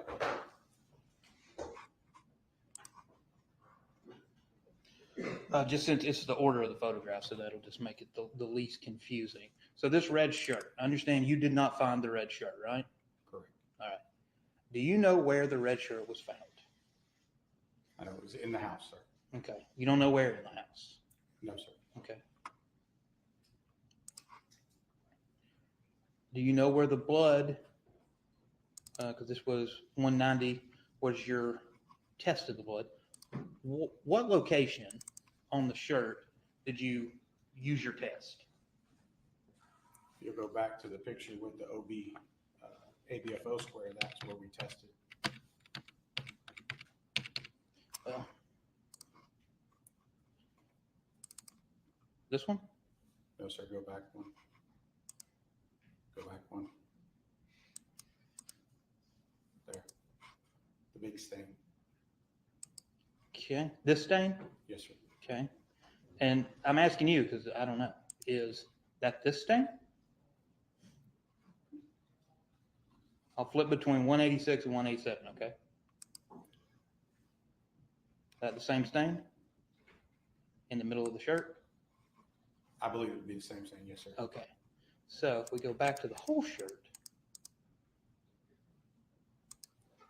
we can get to it. So it's kind of right here, the right hand side, almost directly below the logo. Fair enough? On the left-hand side, yes, sir. Okay. And that's what your testimony to this jury is, that tested positive as being blood. If feel presumptive, yes, Okay. Field presumptive for Yes, blood. Okay. from mammalian blood. Yes. Yes, Yes. And are you aware that this shirt was sent to the crime lab? Yes, sir. Okay. Are you aware that the test came back for this shirt? I know they did get test results back. Okay. Do you have any indication of what those test results were? I've been through several of them, so I don't recall right off the top of my head. Okay, that's fine. We've got, those people will come in later.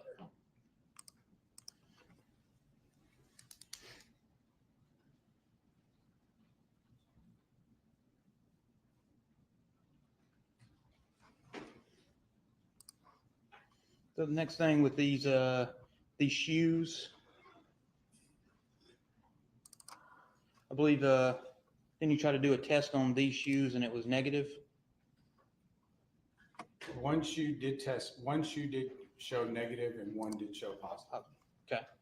And one of them was also sent to the crime lab as well, right? Yes. Okay. And on stage 209, at the top on the right-hand side of the shoe, that's the spot where you tested? Yes, the biggest thing, yes, sir. Okay. And not putting words in your mouth, but that was sent to the crime lab, right?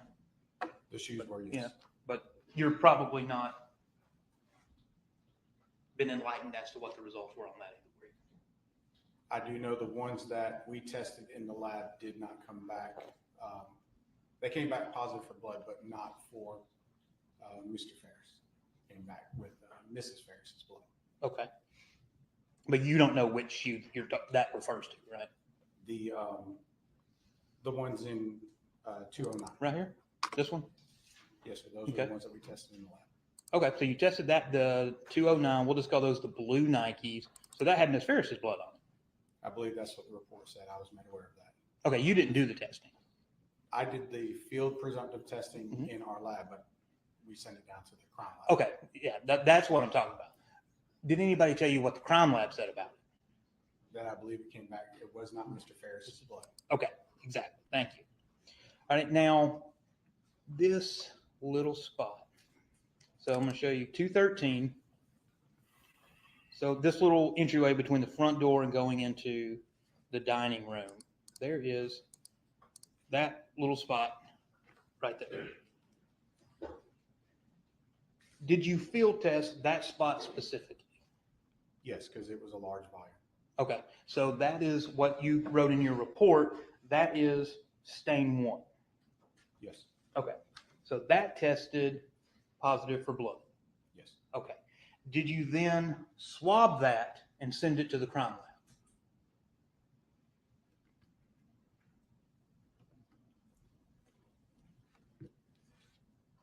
I don't recall if I swabbed it or not. I'm pretty sure I did. Now, whether it went to the crime lab, again, I don't know. I was never asked to complete that process and send it down. We already established that this is your investigation, right? So who do you got to ask to send evidence to the crime lab? So I conversate with the case detective. So it'd be Detective Hayes. Yes. I Okay. would not make assumptions on the directions of his case. So you would leave it up to him to decide what evidence you test and don't test while you're actually investigating the crime scene? The crime scene itself was already investigated. This is follow-up forensics investigation. And so No, this we would is- never- This testing that you did right here, this spot, states 217, that's on July 5th or 6th.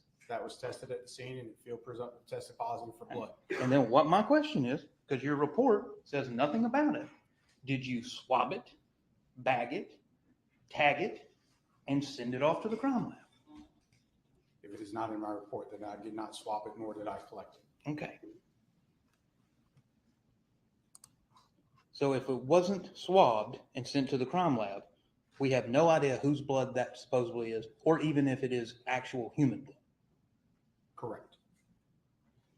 Now, you also had talked about with Mr. Fogus, there was another stain, you called that stain 3, and it was negative, correct? Yes, sir. Then there was also what you had reported being stains 2 and 4, but they were too small for testing. Correct. Okay.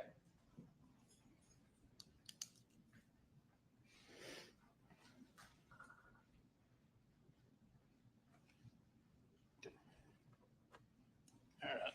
232.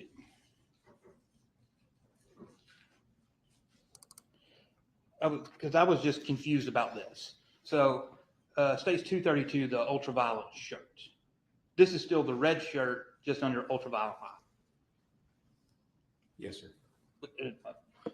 Let me see if there's that a better explanation. So 131 shows the shirt, the red shirt, and then that's it under ultraviolet light, correct? Yes, sir. Okay. Now you were talking with Mr. Fogus that blood is the only thing, and I'm maybe paraphrasing. Blood is the only thing that will glow brown under ultraviolet light. Is that what you meant? No, it doesn't fluoresce. Not found where blood fluoresces under ultraviolet light. So blood doesn't fluoresce under ultraviolet light. Correct. Okay. So presumably what I'm assuming what you're implying is that it's your belief that some of these other spots were potentially blood. They could potentially be, yes. Okay. So I'm assuming when you put this light on this shirt, you would then pull out those handy little, what do you call them? OB TIS kits? The OB TIS? The hexagon OBTIS kits. Yeah, okay. You could pull out one of those and tested those spots, right? No, sir. Okay. You just did it on that one little spot where we had previously identified kind of in the middle of the shirt. Correct. Okay. So any of these other spots you didn't test, and you're not familiar with what, if anything, came back from the crime lab? We did not test those for field presumptive positive or negative testing in our lab. It's a documentation, and then if it's sent off to the lab, we let the crime lab do their testing on it. Okay. And but you don't know what the crime lab testing was? Correct. Okay. Now, let's go to the RTV. Now, a lot of the RTV stuff, this photograph, this is when you brought it over to the jail, right? Which you call it your lab, but your lab's at the jail. Yes, sir. Okay. So this is brought over to the lab. You actually did a lot of the Blue Star testing actually at the residence, right? Lieutenant Stewart did get samples out there for us. Okay. Well, I just thought Lieutenant Stewart just took the photographs that you were doing the actual Blue Star. Not at the house. All my Blue Star was done here at the lab. Okay. Do you know who did any Blue Star at the house? If anybody.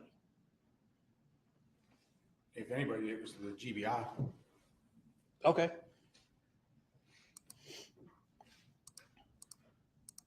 Let me ask you this, just while, because I know you had to go up the chain of command to, I'm assuming, hire Dr. Gooding to come out here to remove the remains, right? Like you had to call Ballard, Ballard had to call Captain Pinion, and Captain Pinion had to give the okay, right? Yes, sir. Okay. And somebody, I'm not 100% sure, I don't know if it was you or was it Lieutenant Ballard, made the decision to call out the GBI, Lana Coffee. Who made that call? Lieutenant Clark. Lieutenant Clark. Right. What was Lieutenant Clark's role in this? He was the persons unit lieutenant. So he would have been over. You kind of got a deep voice, so a little louder. I'm sorry, he was the persons unit commander. The persons unit? Crimes against person. Oh, crimes. Okay, crimes against person. So he was that commander. So he made the call to call out Atlanta Coffee.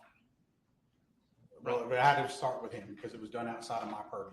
Okay, so he's over here, and him or somebody made that decision. Yes, sir. They didn't ask you. Correct. All right. Even though you're the lead crime scene guy. Correct. Correct. All right.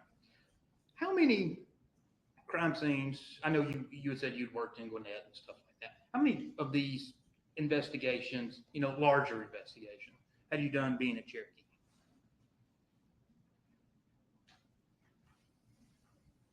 Probably a dozen or so large scale investigations to this magnitude. Yeah, that's what I'm not talking about the little things. Have you seen the sheriff's office call out the GBI before? Yes, sir. Have you seen the sheriff's office call out the GBI to essentially conduct the investigation? Yes, sir. Do you know why the GBI was not called in to conduct this investigation? Because we could do our own. Okay. Who makes that decision? And if you don't know, you don't know. I understand if that's, above your pay grade, but to the best of your knowledge, who makes that decision? To call the GBI? Yeah. Well, that would come from the command staff. The command staff? Yes, sir. Okay. So, jumping into the RTV.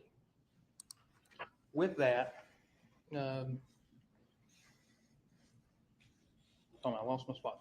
You had done some swabs on the RTV, right? Especially the L2 shifter. That was at least one swab that you had done.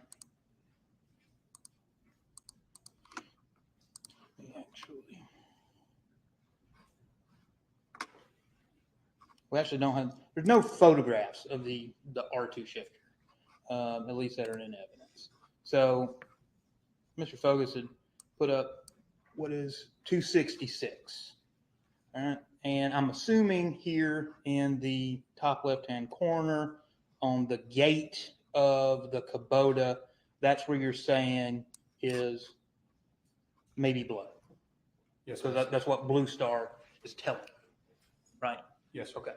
So I'm assuming, and again, immediately you see that, you got to swab it to send it off to the crime line, right? No, sir. Okay. Why?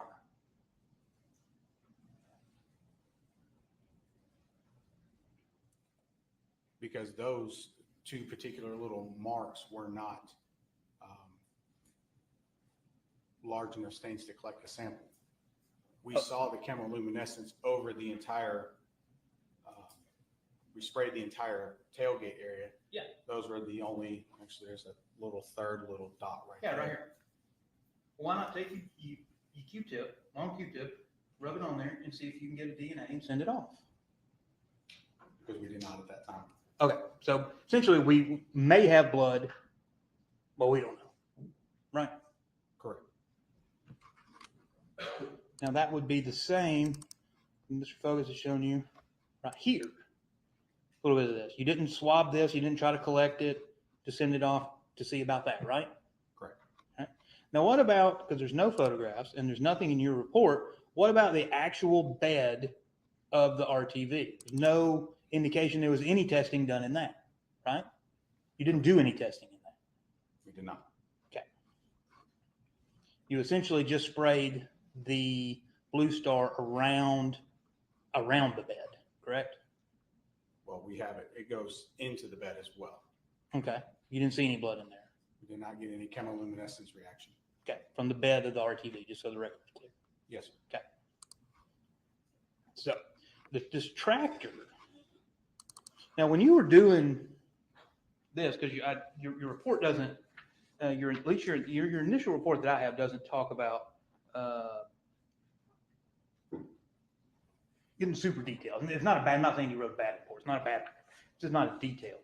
So, like with this tractor, and so I mean, you're saying that this is a little bit of blood, or could be blood on the top of the tractor. When did y'all do this testing at the jail?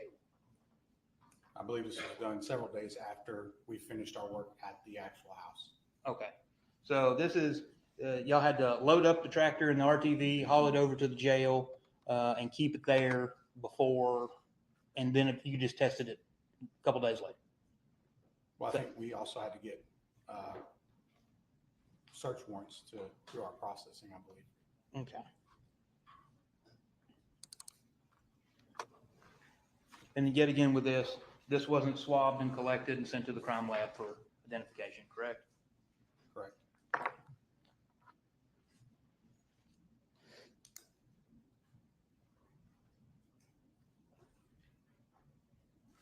Judge, I've got probably about another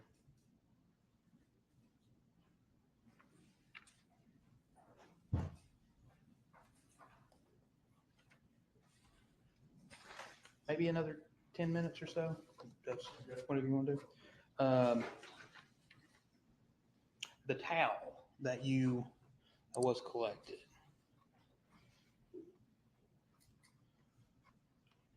You just did the testing on this towel. You didn't locate the towel, correct? Well, I mean, it was in the back of the RTV, but yes, we tested it. Okay. And it's what your statement is that this is blood. It's Or is that it's presumptive for blood because of Blue Star? Okay. Now, did this go to the crime lab, this towel? I don't know if it did or not. Okay. Are you aware of any towels and hand or washcloths, I guess, they are, towels and washcloths that did make it to the crime lab? No, sir. Okay. If the crime lab tested a towel that the state believed had blood on it, it's a fairly good assumption that's the towel, isn't it?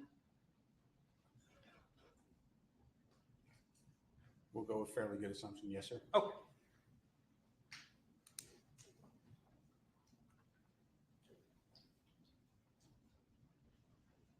Now this changing things.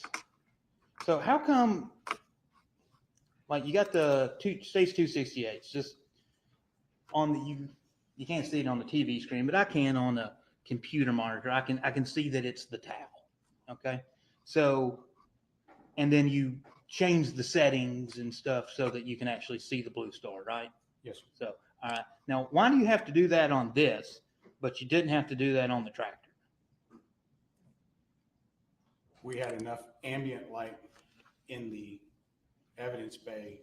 There's a single emergency light that must remain illuminated in our evidence bay. Mm-hmm.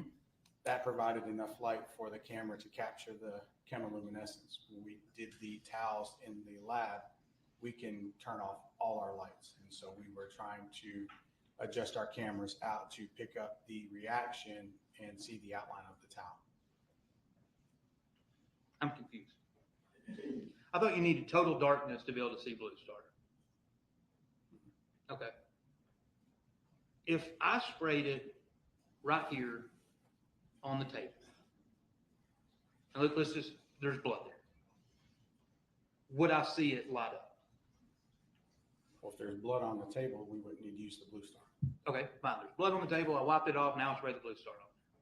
It would need to be dark in here to see the chemiluminescence, and we would use the ambient light in order to adjust the camera out to take the picture.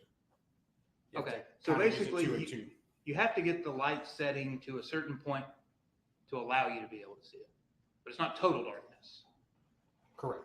Okay. We're shooting on full manual functions on our camera. Okay, so why don't you, for some of those towel photographs, instead of manipulating the contrast and the brightness of the photograph, just take it somewhere so you can actually take a proper photograph? Because if you keep reapplying Blue Star, you'll lose the reaction. And so we have to try our best in our reaction time, because if you keep saturating the towel, you're not going to get a reaction at that point. Well, wouldn't it be a smart idea to do the testing the first time in a place where you know you have the proper light? We did in our lab. I mean, obviously not if you got to sit there and change the settings on the photograph to be able to see it. And you don't need to do it on all of them. Yeah, and what we did is acceptable. I didn't ask you if it was acceptable. I Moving mean, and let's changing make it a- easy. It did. No, because it's not in a written. You have manipulated the photograph by taking out what it actually is so you can see something, right? Mhm. Exactly. You didn't have to do that with the tractor because the tractor is in a proper spot to be able to see what you're trying to see, right? It has enough light to be able to see. Yes. Okay. But you're testing the towel in a place that you're intentionally testing it there. And you can move it. I mean, it's a towel. You can pick it up, move it wherever you want to, and you can move it somewhere else so you would not have to manipulate the photograph. Correct. Oh, I could see the reaction in my camera, and I could see it in my lab.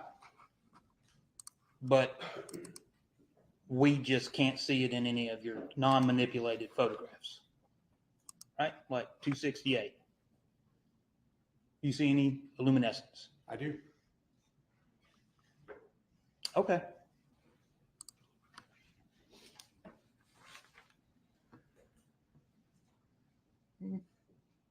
Judge, if we can, I'd like to stop there. I don't want to let him go just yet, so I may come back tomorrow and cross, if that's all right. All right, anything else? That's just tomorrow. All right, we'll break for now. Same instructions I gave you yesterday. Let's get here at,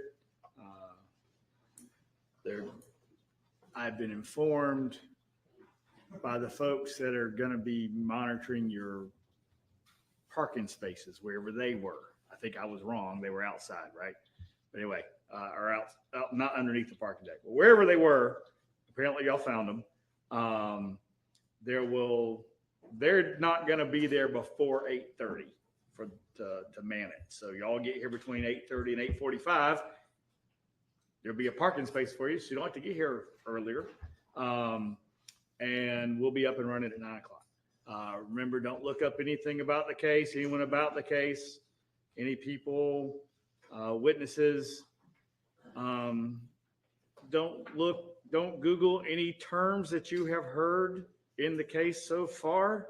Don't Google anything, because you're going to find stuff about this case if you do, because it's gaining traction and you don't really want to know anything about it, or you can't know anything about it. Y'all can look all that up when we're done, and there'll be a million hits on it by then. All right.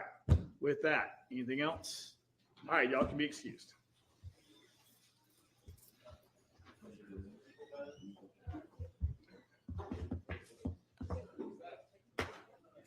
I'll talk to the juror who sent me the note about I'll talk to the lawyers about it, but I have an appointment and I need to make an appointment too, because I missed mine from last week. So I'm going to do the same day. So we may tell everybody to schedule all their things, and we may take an extended lunch break that day. Right now we're looking for October 17th. If someone has an appointment that they can't change, so I'm going to schedule something that same day. We'll see what we need to do.